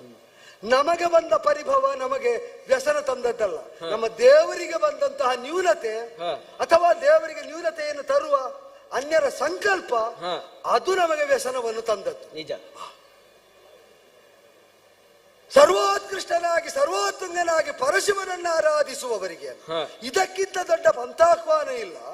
ಅದನ್ನು ಎದುರಿಸುವಲ್ಲಿ ದೇವರಿದ್ದಾನೆ, ನಮ್ಮೊಳಗೆ ನಾವಿದ್ದೇವೆ ಅಂತ ಹೊರಟು ನಿಂತೆಯೋ ಇಲ್ವೋ? ಹೌದಪ್ಪ. ಮನಸ್ಸಿಗೆ ಅತ್ಯಾನಂದವನ್ನು ತಂದದ್ದು ಉತ್ತರ. ಈಗ ನಿನ್ನ ತಮ್ಮನಾದ ಶುಭಾಂಗನು ಜೊತೆಗೆ ಇದ್ದಾನೆ. ಹೌದಪ್ಪಯ್ಯ. ಅಭೇದ್ಯರಾದವರನ್ನು ಭೇದಿಸುವ ಅಂತ ರಾಮಪಾಳೆಯವನ್ನು ಎದುರಿಸುವುದಕ್ಕೆ ಹೊರಟ ನಿಮಗೆ ನಿಜವಾಗಿ ಅಭೇದ್ಯ ಯಾವುದು ಎಂಬ ಕಲ್ಪನೆಯೂ ಉಂಟು. ನೋಡು, ಅಣ್ಣ ಮಾತಾಡುವಾಗ ತಮ್ಮ ಮಾತಾಡುವುದೇ ಇಲ್ಲ. ಅದಕ್ಕೆ ಅಣ್ಣ ಮಾತ್ರ ಮಾತಾಡಿದ್ದು. ಗೊತ್ತಾಯ್ತು. ಭೇದಿಸಬಾರದ ಸಾಹೋದರ್ಯದಲ್ಲಿ ಐಕಮತ್ಯವನ್ನು ಸಾಧಿಸ್ತಾ ಭೇದಿಸಬಹುದಾದ ಶತ್ರುಪಕ್ಷ ಸ್ಥಳದಲ್ಲಿ ನಿರ್ದಯತೆಯನ್ನು ಸಾಧಿಸ್ತಾ ಆಯುಧನ್ನು ಸನ್ನದ್ಧವಾಗಿಸಿ ಅಳುಕಿದ್ದದ್ದು ಎಲ್ಲಿ ನಾವು ಆತುರಾತುರವಾಗಿ ಮಾಡಿದ ಕೃತ್ಯ ಅಪ್ಪನಿಗೆ ಅಪ್ರಿಯವಾಗುತ್ತದೋ ಎಂಬ ಭಾವ ಮಾತ್ರ ಅಲ್ವಾ? ಆ ಭಾವ ಮಾತ್ರಪ್ಪ. ಅದಕ್ಕಿಂತ ದೊಡ್ಡ ಭಾವ ನೀವು ತಿಳಿದಿದ್ದೀರಿ. ಅದೇ ಸರಿಯಾದದ್ದು. ನಮಗೆ ಇವರಾರು ಮುಖ್ಯರಲ್ಲ, ನಮಗೆ ಪರಮೋತ್ತುಂಗ ಯಾರು? ಯಾರು? ಪಾವನಾತ್ಮಕ ಭರ್ಗನು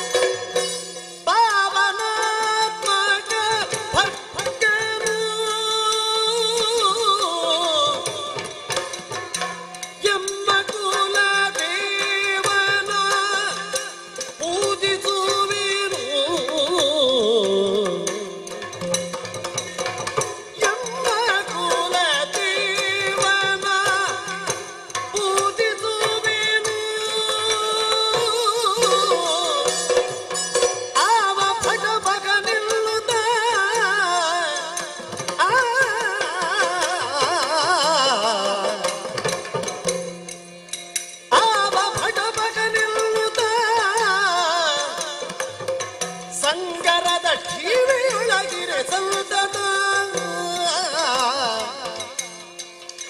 ಕಂದ ಭಾಪುರೆ ನಿಲ್ಲನು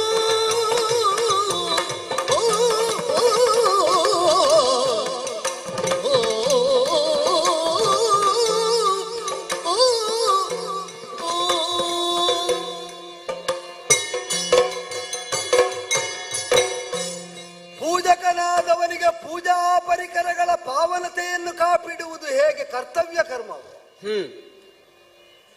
ಆ ಪಾರಿಶುದ್ಧಿಯನ್ನು ಭಾವದಲ್ಲೂ ಮೈಯಲ್ಲೂ ಪ್ರವೃತ್ತಿಯಲ್ಲೂ ಕಾಪಿಡುವುದು ಭಕ್ತನಾದವನಿಗೆ ಕರ್ತವ್ಯವೇ. ದೇವಾಲಯದಲ್ಲಿ ನಾವು ಪೂಜೆ ಮಾಡುವಾಗ ಪರಿಕರದ ಪಾರಿಶುದ್ಧಿ ಮಾತ್ರ ಅಲ್ಲ, ಶ್ರೇಷ್ಠ ಪರಿಕರ ಯಾವುದು? ಈ ಶರೀರ, ತದಂತರ್ಗತವಾದ ಭಾವ.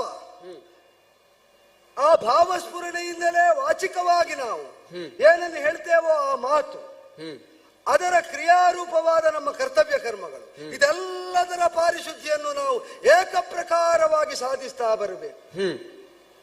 ಈಗ ನಮ್ಮ ಸದ್ಭಾವದಲ್ಲಿ ಆದಿತ್ಯಾಂತರ್ಗತ ತೇಜಸ್ವರೂಪನಾಗಿರುವ ಪರಶಿವನ ಪ್ರಭಾವಕ್ಕೆ ಭರ್ಗ ಅಂತ ಹೆಸರು. ಹೌದು. ಅದಕ್ಕಿಂತ ಪವಿತ್ರತಮವಾದದ್ದು ಇನ್ನೇನಾದ್ರೂ ಉಂಟಾ ಪ್ರಪಂಚದಲ್ಲೇ? ಇಲ್ಲ. ಆ ಪ್ರಪಂಚದಲ್ಲೇ ಅಲ್ವಾ ಈಗ ರಾಮ ಹೇಳ್ತಾ ಹೊರಟದ್ದು ದೇವದೇವೋತ್ತಮ ಶ್ರೀರಾಮನು ಅಂತ. ಹೌದು. ಆದ್ದರಿಂದಲೇ ಅದು ಖಂಡನ ಯೋಗ್ಯವಾದದ್ದು ಅಂತ ನೀವು ನಿಲುವಿಗೆ ಬಂದದ್ದು. ಏಕಏವ ರುದ್ರ ನ ದ್ವಿತೀಯಾಯತಸ್ಥೆ. ರುದ್ರ ಒಬ್ಬನೇ ಮಗನೇ, ಅದು ಅದ್ವಿತೀಯವಾದದ್ದು, ಅನನ್ಯವಾದದ್ದು, ಅನುಪಮವಾದದ್ದು, ಅಮೋಘವಾದದ್ದು, ಅತ್ಯುನ್ನತವಾದದ್ದು, ಈಶಾವಾಸ್ಯವೇ ಅಲ್ವೇ ಇಲ್ಲ.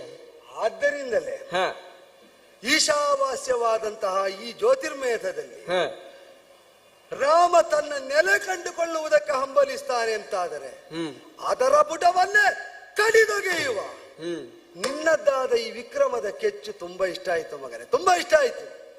ಉತ್ತರಾಧಿಕಾರ ಹುಟ್ಟಿನಿಂದ ಸಿದ್ಧ ಆಗಬೇಕಾದ್ದಲ್ಲ, ಒಂದು ಹಂತದಲ್ಲಿ ವಿದ್ಯೆಯಿಂದಲೂ ಅಲ್ಲ. ಆಗ ನೀ ಹೇಳಿದೆಯಲ್ಲ, ಏನು? ಈ ಸಂಸ್ಕಾರದಿಂದ ಸಿದ್ಧ ಆಗಬೇಕಾದ್ದು. ಅಪ್ಪ ನಿಮಗೆ ನಾನು ಉತ್ತರಾಧಿಕಾರಿ ಅಂತ ಜ್ಯೋತಿರ್ಮೇಧಕ್ಕೆ ನಾನು ಆಗ ಅರ್ಥವನ್ನು ನೆನಪಿಸಿಕೊಳ್ತಾ ಇದ್ದೆ. ಓಹೋ. ಜ್ಯೋತಿರ್ಮೇಧ್ಯತೆ ಪವಿತ್ರೀಕ್ರಿಯತೆ ಅನೇನ ಅಂತ, ಬೆಳಕು ತೊಳೆದು ವಿನಿಯೋಗಿಸಲ್ಪಡುವ ನಾಡು ಅಂತ. ಅವರೆಲ್ಲ ಬದುಕಿಗೆ ಭರವಸೆಯ ಬೆಳಕಾಗಿ ನನ್ನನ್ನು ಕಾಣ್ತಾ ಇದ್ದಾರೆ. ಈ ಬೆಳಕು ತೊಳೆದು ಹೊಳೆದರೆ ಮಗನೇ ನಿನ್ನ ರೂಪ ಅದಕ್ಕೆ ಬಲ ಚಿಂತಿಸಬೇಕಾಗಿಲ್ಲ. ಅವನ ಸರ್ವೋತ್ತಮತೆಯನ್ನು ನಾವು ಒಪ್ಪಿರುವಾಗ ನಾನು ಯಾಕೆ ತುಲನೆ ಮಾಡಿ ಕೇಳಿದೆ ಗೊತ್ತಾ? ರಾಮ ಬಲದ ಎದುರು ನಮ್ಮದು ಜ್ಯೋತಿರ್ಮಯದ ವೀರಮಣಿಯ ಬಲ ಸಾಕಾದೀತೋ ಅಂತ ನೀನು ಯೋಚಿಸಿದ್ಯೋ ಅಂತ ಕೇಳಿದ್ದು. ಕಾಣುವುದಕ್ಕೆ ಹಿರಿದಾಗಿ ಅದಿರಬಹುದು, ನಮ್ಮಲ್ಲಿರುವುದು ಸಾಮಾನ್ಯರು ಕಾಣಲಾಗದ ಹಾಗೆ ಅಂತ ಕಾಣಬಹುದಾದವರು ಕಂಡು ಮುಗಿಯದ ಬಲ, ಅದಕ್ಕೆ ಶಿವಬಲ ಅಂತ ಹೆಸರು ಅಲ್ವೋ? ಈ ಶೈವ ಪ್ರಜ್ಞೆ ಜಾಗೃತವಾಗುಂಟು ಅಂತಾದರೆ ದೃಗ್ಗೋಚರವಾದ ಬಲಕ್ಕೆ ಭೀರುಗಳಾಗಬೇಕಾಗಿಲ್ಲ. ನಾವು ಭೀತಿಯನ್ನು ತರಿಬೇಕು. ಯುದ್ಧಾಕಾಂಕ್ಷಿಗಳಲ್ಲದ, ಕದನ ಕುತೂಹಲವಿಲ್ಲದ, ನಮಗಿದು ಕರ್ತವ್ಯ ಕರ್ಮವಾಗಿ ಒದಗಿದ ದುರ ಅಂತಾದಾಗ ಯಜ್ಞ ಸದೃಶವಾದಂತಹ ಭಾವಶುದ್ಧಿಯಿಂದ ಅದನ್ನು ಎದುರುಗೊಳ್ಳಬೇಕು ಅಂತಾದ್ರೆ ಸರ್ವಾತ್ಮನ ಅದಕ್ಕಾಗಿ ಸಂಸಿದ್ಧರಾಗಬೇಕು. ನೀನು ಬೇಕು ಮಗನೇ.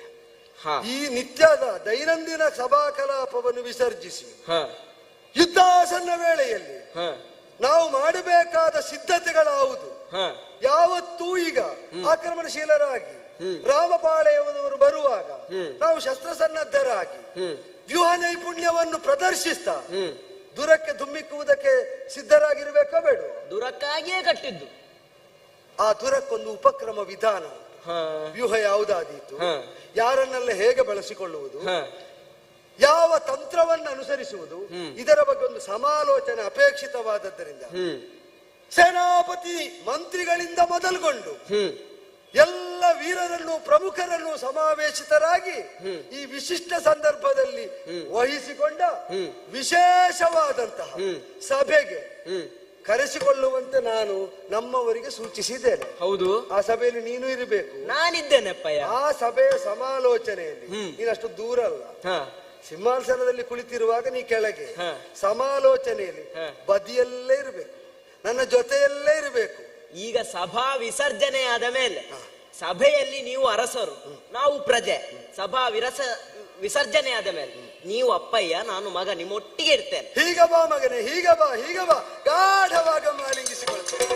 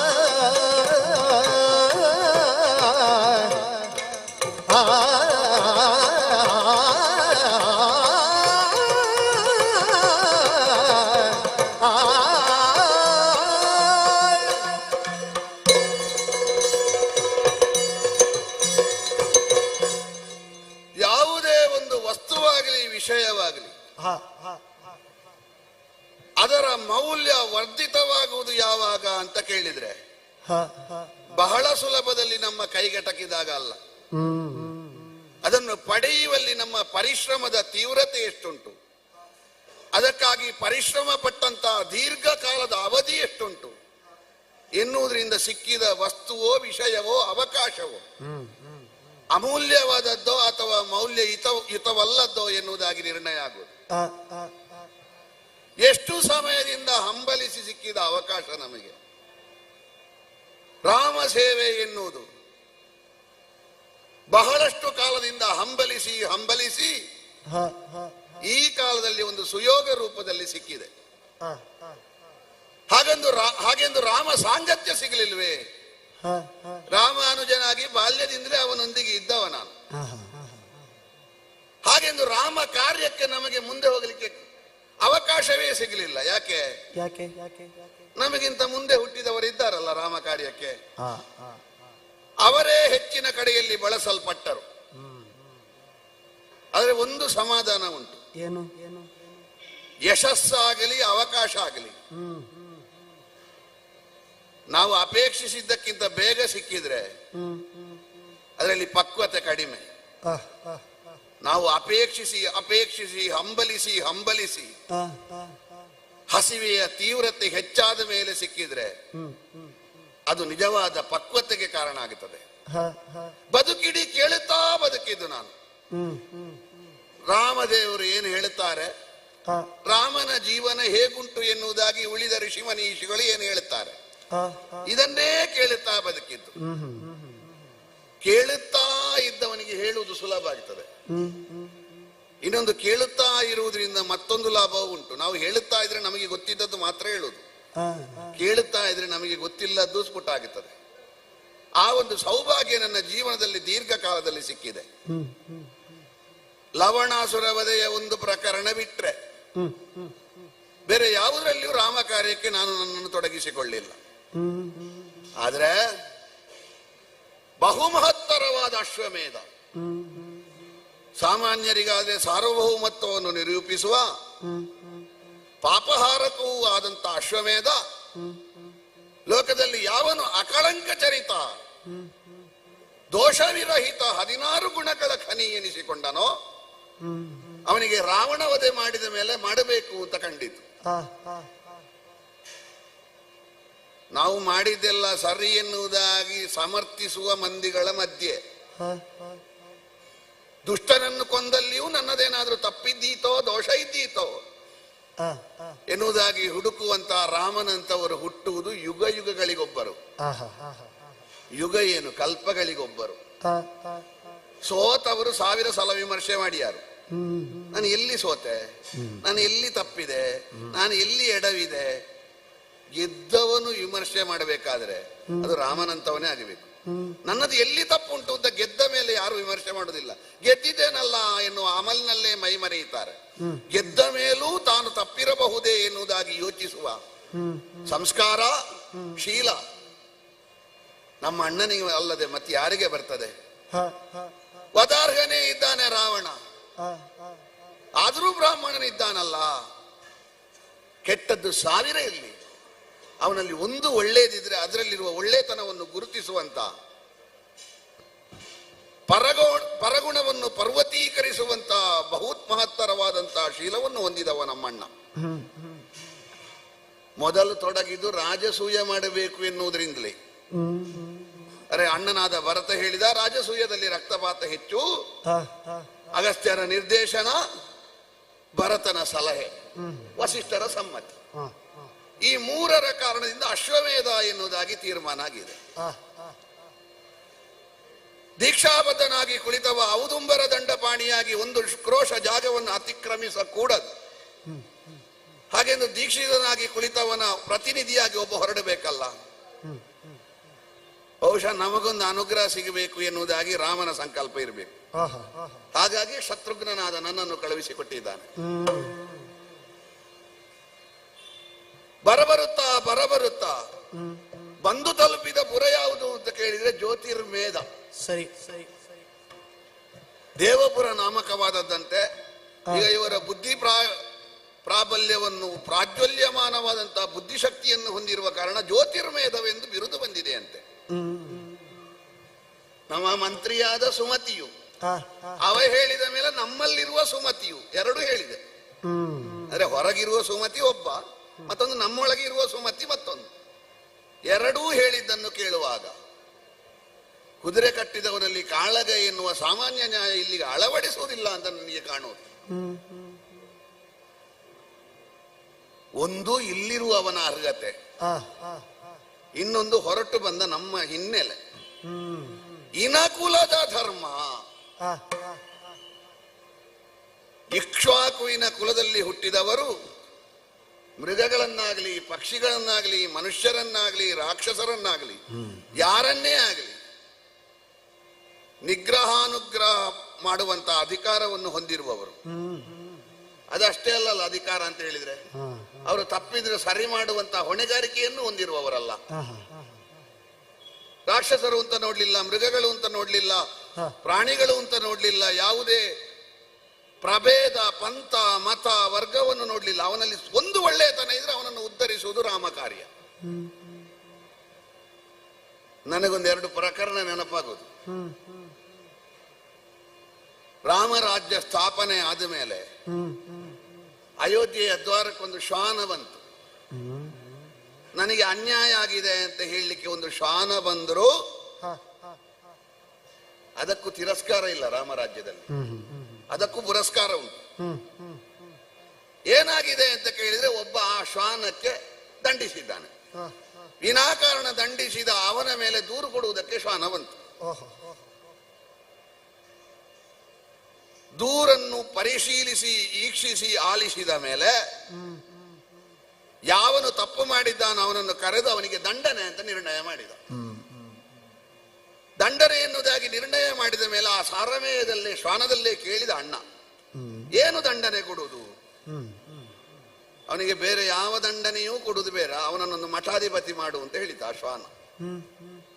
ಆಶ್ಚರ್ಯ ಆಗಿ ಹೋಯ್ತು ನಮ್ಮ ಅಣ್ಣನಿಗೆ. ಎಲ್ಲ ಕತೆ, ನಿನ್ನನ್ನು ದಂಡಿಸಿದ್ದಾನೆ ಅಂತ ನೀನು ಆರೋಪವನ್ನು ಹೊತ್ತುಕೊಂಡು ದೂರು ಕೊಟ್ಟಿದ್ದಿ, ನಿನಗೆ ದಂಡಿಸಿದವರನ್ನು ನೀನು ಮಠಾಧಿಪತಿ ಮಾಡುವಂತ ಯಾಕೆ ಹೇಳಿದೆ? ಆಗ ಶ್ವಾನ ಹೇಳಿತು, ನನಗೆ ಪೂರ್ವಜನ್ಮದ ಸ್ಮರಣೆ ಉಂಟು. ನಾನು ಹಿಂದಿನ ಜನ್ಮದಲ್ಲಿ ಪೀಠಾಧಿಪತಿ ಆಗಿದ್ದೆ. ನಾನು ಒಳ್ಳೆಯವನಾಗಿಯೇ ಸಜ್ಜನರಿಗೆ ಪ್ರೀತನಾಗಿಯೇ ಬದುಕಿದ್ದೆ. ಆದ್ರೂ ನನಗೆ ಶ್ವಾನದ ಜನ್ಮ ಬಂದಿದೆ. ಅಂದ್ರೆ ನನಗೆ ಗೊತ್ತಿಲ್ಲದೆ ಯಾವುದೋ ದೋಷ ಆಗಿರಬೇಕು. ಗೊತ್ತಿಲ್ಲದೆ ಒಂದು ದೋಷ ಆದ್ರೂ ದೊಡ್ಡ ಜಾಗದಲ್ಲಿರುವವನಿಗೆ ಎಷ್ಟು ದೊಡ್ಡ ಪರಿಸ್ಥಿತಿ ಬರ್ತದೆ.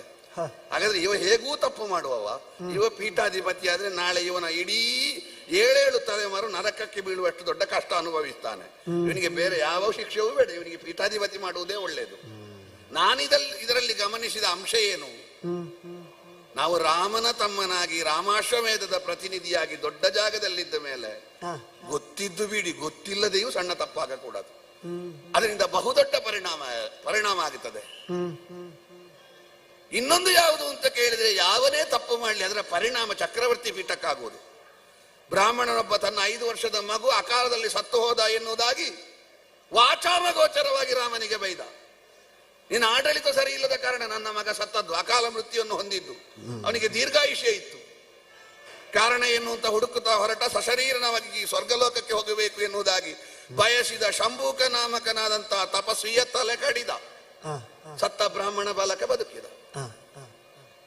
ಒಂದು ಲೋಕದಲ್ಲಿ ಆಗುವ ತಪ್ಪಿಗೆ ನಾವು ಹೊಣೆ, ಇನ್ನೊಂದು ಹೊಣೆಗಾರಿಕೆಯ ಜಾಗದಲ್ಲಿ ಇದ್ದುಕೊಂಡು ನಾವು ತಪ್ಪು ಮಾಡಿದ್ರೆ ಪರಿಣಾಮ ದೊಡ್ಡದಾಗುತ್ತದೆ. ಇತ್ತೀಚೆಗೆ ಲವಣಾಸುರ ವಧೆಗೆ ಹೋಗುವಾಗ ವಾಲ್ಮೀಕಿ ಆಶ್ರಮಕ್ಕೆ ಭೇಟಿ ಕೊಟ್ಟಿದ್ದೇನಲ್ಲ ನಾನು. ಆಗ ಕಲ್ಮಾಷಪಾದನ ಸೌದಾಸನ ಕಥೆ ಹೇಳಿಲ್ವ ನಮಗೆ? ಅವನಿಗೊಂದು ಶಾಪ ಸಿಕ್ಕಿದ ಕಥೆಯನ್ನು ಹೇಳಿಲ್ವೇ? ಶಾಪ ಸಿಕ್ಕಿದ್ರೆ ಹಿನ್ನೆಲೆ ಏನು? ಹಿನ್ನೆಲೆ ಇಷ್ಟೇ, ಅವನಿಗೆ ಗೊತ್ತಿಲ್ಲದೆ ಯಾವನೋ ಒಬ್ಬ ರಾಕ್ಷಸ ಅವನ ಪಾಕಶಾಲೆಯಲ್ಲಿ ಪಾಚಕನಾಗಿ ಉಳಿದಿದ್ದ. ವಸಿಷ್ಠರಿಗೆ ನರಮಾಂಸದ ಅಡುಗೆಯನ್ನು ಮಾಡಿ ಬಡಿಸಿದ. ವಸಿಷ್ಠರು ಪಾಚಕನಿಗೆ ಶಾಪ ಕೊಟ್ಟದ್ದಲ್ಲ, ವಸಿಷ್ಠರು ಸೌದಾಸನಿಗೆ ಶಾಪ ಕೊಟ್ಟದ್ದು. ಸೌದಾಸನಿಗೆ ಗೊತ್ತೇ ಇಲ್ಲ ಅವ ರಕ್ಕಸ ಎನ್ನುವುದಾಗಿ.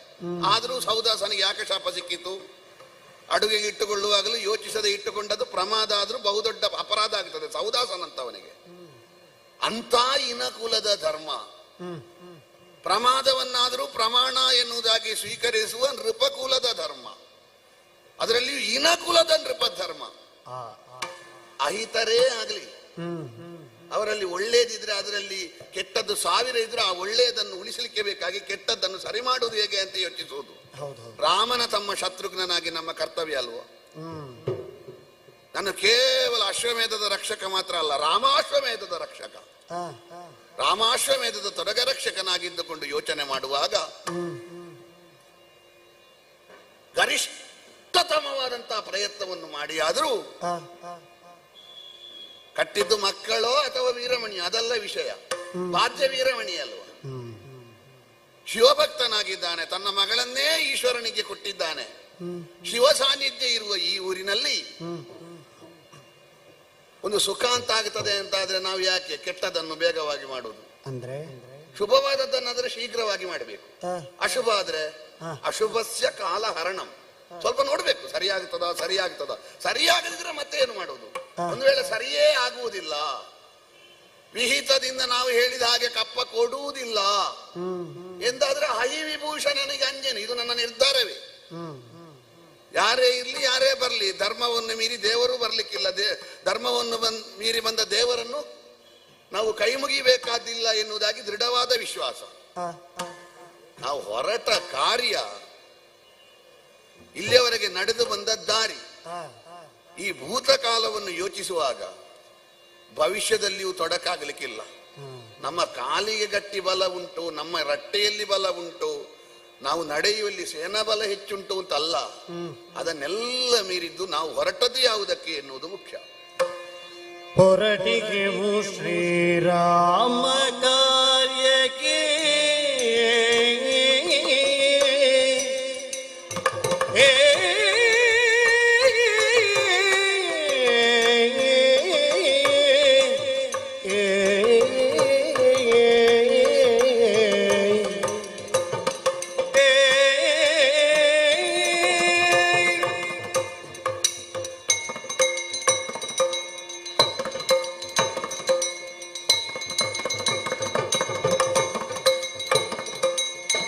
ಹೊರಟಿಗೆವು ಶ್ರೀರಾಮ ಕಾರ್ಯಕ್ಕೆ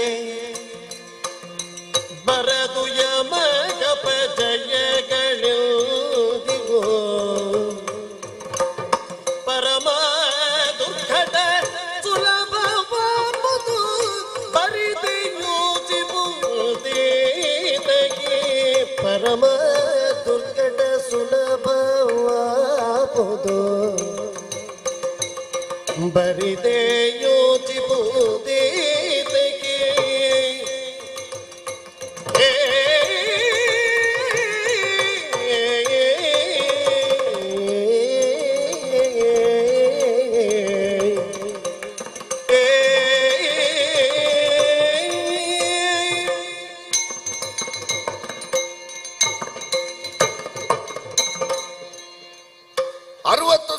ಕಳೆದ ಮೇಲೂ ತನಗೆ ಪಿತೃತ್ವದ ಸೌಭಾಗ್ಯವೊಂದು ಸಿಗಲಿಲ್ಲ ಎನ್ನುವುದಾಗಿ ಯೋಚಿಸಿ ಪುತ್ರಕಾಮೇಷ್ಟಿ ಮಾಡಿದಂತಹ ನಮ್ಮ ಅಪ್ಪಯ್ಯ ದಶರಥ ಭೂಪತಿಗಳ ಯಜ್ಞಕ್ಕೆ ಒಲಿದು ಬಂದಂತಹ ದೇವಪುರುಷ ಕೊಟ್ಟಂತಹ ಪಾಯಸದಿಂದ ಉದಿಸಿ ಬಂದ ಕೌಸಲ್ಯಾಗರ್ಭ ಸಂಜಾತನಾದ ಬಾಲರಾಮನಿಂದ ಹಿಡಿದು ಮೊನ್ನೆ ರಾವಣ ವಧೆಯಾದ ಮೇಲೆ ನೀನು ಕೇವಲ ದಶರಥನ ಮಗನಲ್ಲ, ಅಲ್ಲಿಂದಲೇ ಇಳಿದು ಬಂದವ ಎನ್ನುವುದಾಗಿ ಬ್ರಹ್ಮರುದ್ರಾದಿಗಳನ್ನು ಸೇರಿಸಿಕೊಂಡು ದೇವತೆಗಳು ಹೇಳುವ ಶ್ರೀರಾಮನವರೆಗೆ ನಮ್ಮ ಅಣ್ಣನ ಬದುಕು ಪ್ರತಿಯೊಂದು ಆದರ್ಶವೇ. ಹುಟ್ಟು ಎನ್ನುವುದೊಂದು ಆಕಸ್ಮಿಕ, ಬದುಕು ಎನ್ನುವುದೊಂದು ಅನಿವಾರ್ಯ, ಸಾವು ಎನ್ನುವುದೊಂದು ಸಿದ್ಧಾಂತ. ಇದು ಸಾಮಾನ್ಯರಿಗೆ ಅನ್ವಯಿಸುವ 3 ಅಂಶಗಳು. ಇಂಥವನೇ ನಾನು ಮಗನಾಗಿ ಹುಟ್ಟಬೇಕು ಅಂತ ನಿರ್ಣಯ ಮಾಡ್ಲಿಕ್ಕಾಗೋದಿಲ್ಲ. ನನಗೆ ಇಂಥದೇ ತಂದೆ ತಾಯಿ ಬೇಕು, ಶ್ರೀಮಂತ ತಂದೆ ತಾಯಿ ಬೇಕು, ಚಂದದ ತಂದೆ ತಾಯಿ ಬೇಕು, ಹೀಗೆ ಒಬ್ಬ ಮಗನೂ ನಿರ್ಣಯ ಮಾಡ್ಲಿಕ್ಕೆ ಆಗೋದಿಲ್ಲ. ಇಂಥದೇ ಮಗ ಬೇಕು ಅಂತ ತಂದೆ ತಾಯಿಯೂ ನಿರ್ಣಯ ಮಾಡ್ಲಿಕ್ಕೆ ಆಗೋದಿಲ್ಲ.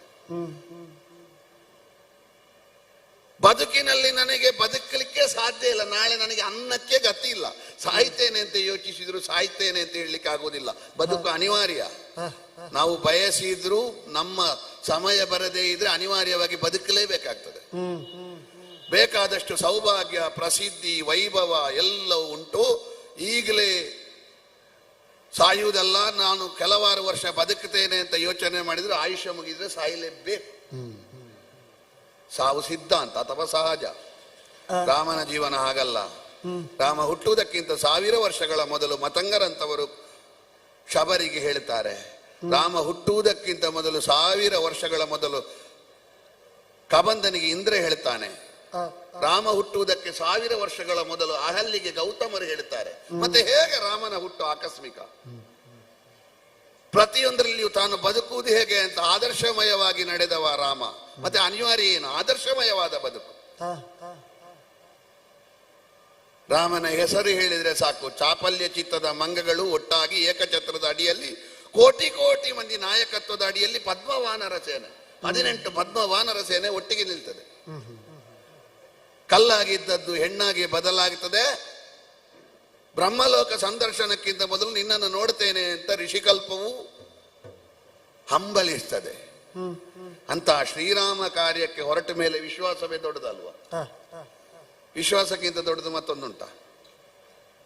ನಂಬಿಕೆ ಎನ್ನುವುದು ಬಹುದೊಡ್ಡದು. ಶ್ರೀರಾಮ ಕಾರ್ಯಕ್ಕೆ ಹೊರಟವನಿಗೆ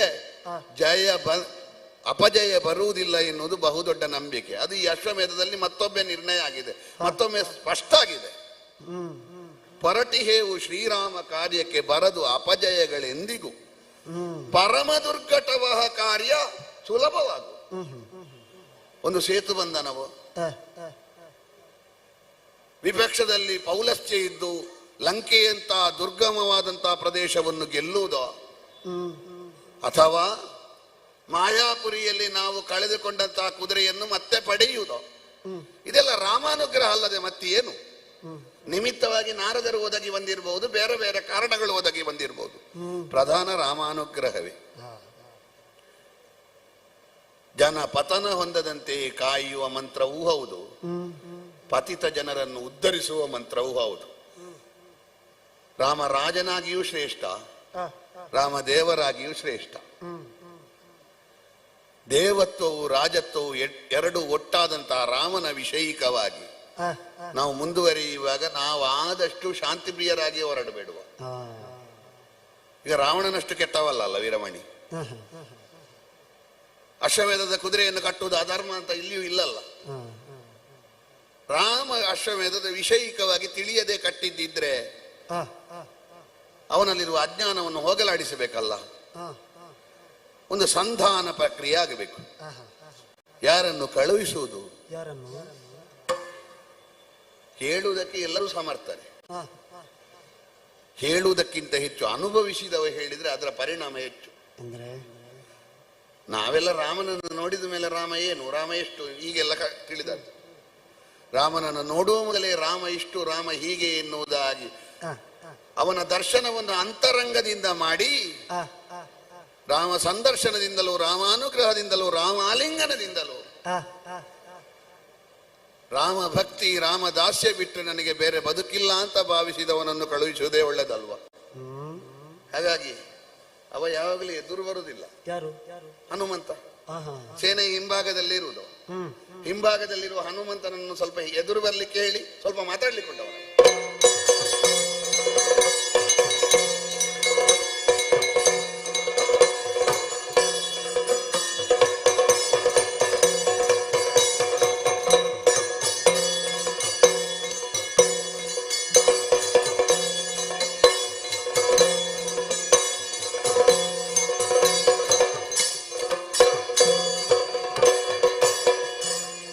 ಹನುಮಂತ ಶತ್ರುಘ್ನ ದೇವ ಹೀಗೆ ಬರಬೇಕು.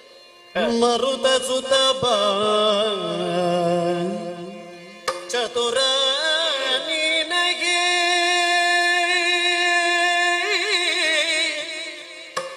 ಮರುತ ಸುತ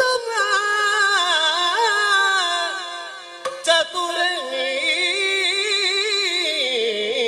ನೀನಗೆ ತೆರಳು ಸಂಧಾನಕ್ಕೆ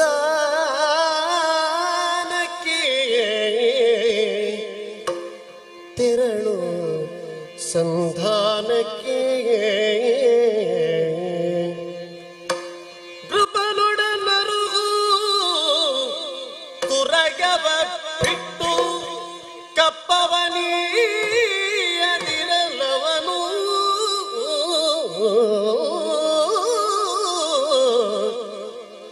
ನೃಪನೊಡನರುಗು ತುರಗವ ಬಿಟ್ಟು ಕಪ್ಪವನಿಯದಿರಲವನು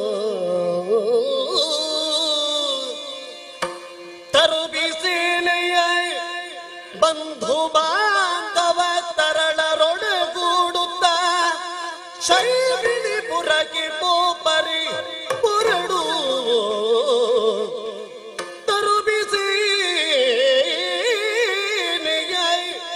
ಬಂಧು ಬಾಂಧವ ತರಣರೊಡಗೂಡುತ್ತ ಶೈವಿನಿಪುರಕ್ಕೆ ಪೋಪರಿ ಪುರಡು ಧುರಗಿಂದಿನುತ ಪೇಳಿಂದ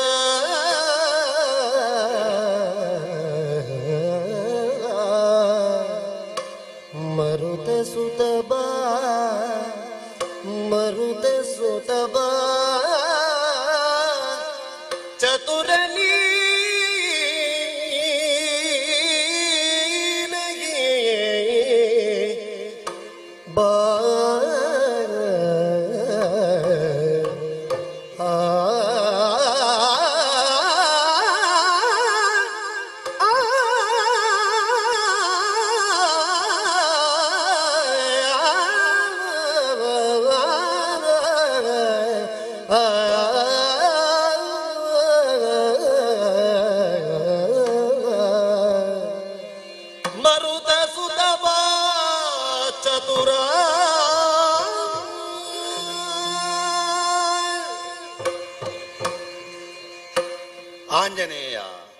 ಶತ್ರುಘ್ನ ದೇವ. ಇಲ್ಲಿ ನಡೆಯುತ್ತಿರುವ ವಿದ್ಯಮಾನಗಳೇನು ಎನ್ನುವುದಾಗಿ ನಿನಗೆ ವಿವರಿಸಿ ಹೇಳಬೇಕಾದ್ದಿಲ್ಲ. ಗ್ರಹಿಸ್ತಾ ಇದ್ದೇನೆ. ಪ್ರತ್ಯಕ್ಷವಾಗಿ ನೀನೇ ಇದ್ದವ. ಹೌದು. ಮಂತ್ರಿಯಾದಂತಹ ಸುಮತಿ ಹೇಳಿದಂತಹ ಸರ್ವ ವಿಚಾರಗಳನ್ನೂ ನೀನು ಕೇಳಿದವ. ಕೇಳಿ ಅರಿತಿದ್ದೇನೆ. ಮರುತ ಸುತ ನೀನು. ಹ. ರಾಮಸೇನೆಯಲ್ಲಿರುವಂತಹ ಕಪಿವರ್ಗದವರೆಲ್ಲ ದೇವ ಸಂಕಲ್ಪದಿಂದಲೇ ಹುಟ್ಟಿದವರು, ಹೆಚ್ಚಿನವರು. ಹ. ಆದರೆ ಹ. ಮರುತನ ಮಗನಾಗಿ ನಿನ್ನ ಸಾರ್ಥಕ್ಯ ಬಹುದೊಡ್ಡದು. ಹೇಗೋ? ನಿನ್ನ ಮಾವನೆನಿಸಿಕೊಂಡಂತಹ ವಾಲಿಯು ಇಂದ್ರನ ಮಗನಾಗಿ ಹುಟ್ಟಿದವ. ಹ. ಒಂದು ರೀತಿಯಲ್ಲಿ ದೇವ ವಿರೋಧವಾಗಿ ಕಾಣುವಂತಹ ಕೃತ್ಯವನ್ನು ಅವ ಮಾಡುವಾಗಲೂ ಅವನನ್ನು ಎಚ್ಚರಿಸುವುದಕ್ಕೋ, ಅವನನ್ನು ತಡೆಯುವುದಕ್ಕೋ, ತಿದ್ದುವುದಕ್ಕೋ ಹ್ಮ್. ದೇವವರ್ಗ ಬಂದಿದೆ ಎನ್ನುವಂತಹ ವಿಷಯವನ್ನು ನಾವು ಎಲ್ಲಿಯೂ ಕೇಳಿದ್ದಿಲ್ಲ. ಹ. ನೀನು ಹಾಗಲ್ಲ. ಹ್ಮ್. ನಾವು ಕೇಳಿದ ಕತೆ, ನೀನು ಅನುಭವಿಸಿದ ಕತೆ. ಹ. ಸೂರ್ಯನನ್ನೇ ಹಣ್ಣೆಂದು ಭ್ರಮಿಸಿ ಭಾವಿಸಿ ಹಾರುವಾಗ ಇಂದ್ರನ ವಜ್ರಾಘಾತಕ್ಕೆ ಬಿದ್ದಾಗ ಬಹುದೊಡ್ಡ ಪ್ರತಿಭಟನೆಯನ್ನೇ ಮಾಡಿದನಂತೆ ವಾಯುದೇವ. ಹ್ಮ್. ಪ್ರತಿಭಟನೆ ಮಾಡಿದ್ದಕ್ಕಿಂತಲೂ ಆ ಪ್ರತಿಭಟನೆ ಮಾನ್ಯ ಆಯಿತು. ಹ್ಮ್. ದೇವಾದಿ ದೇವತೆಗಳು ಇಳಿದು ಬಂದರು, ಮೂರು ಮೂರ್ತಿಗಳು ಬಂದು ವರವನ್ನು ಕೊಟ್ಟರು. ಹ. ಬೇರೆ ಬೇರೆ ವರಗಳನ್ನು ಕೊಡುವಾಗ ಶ್ರೀಶನ ದಾಸನಾಗಿ ಲೋಕದಲ್ಲಿ ನೀನು ಪ್ರಸಿದ್ಧಿಯನ್ನು ಪಡೆ ಎನ್ನುವ ಒಂದು ವರವೂ ಸಿಕ್ಕಿತಂತೆ. ಹ. ಅದರಿಂದ ನಮಗೆಲ್ಲ ನಮ್ಮ ಮತಿಯ ಮಿತಿಗೆ ಮನದಟ್ಟಾಗುವುದು ಏನು ಅಂತ ಕೇಳಿದ್ರೆ, ಹ. ನೀನು ರಾಮನ ದಾಸನಾಗಿ ಲೋಕಕ್ಕೆ ಉಳಿಬೇಕಾದವ ಎನ್ನುವುದು ಹ. ಮರುತ್ತನ ಮೂಲಕ ದೇವತೆಗಳೇ ಸಂಕಲ್ಪಿಸಿದ್ದಾರೆ. ಹ.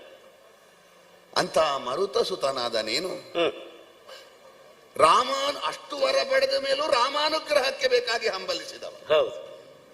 ಇಷ್ಟೆಲ್ಲ ಪಡೆದ ಮೇಲೂ ರಾಮಾನುಗ್ರಹದ ಮುಂದೆ ಅದಲ್ಲ ಹ. ಎನ್ನುವುದಾಗಿ ಭಾವಿಸಿದ ರಾಮ ಭೃತ್ಯ ನೀನು. ಹ್ಮ್. ದಾಸೋಹಂ, ಹ್ಮ್. ಅದೇ ನಿನ್ನ ಭಾವ. ಹ. ಇನ್ನದು ಬೇರೆ ವಿಳಾಸ ಹೇಳುವುದಿಲ್ಲ ನೀನು. ಹ್ಮ್. ಈ ಜ್ಯೋತಿರ್ವೇದದಲ್ಲಿರುವಂತಹ ವೀರಮಣಿ ನಾಮಕ ಹ.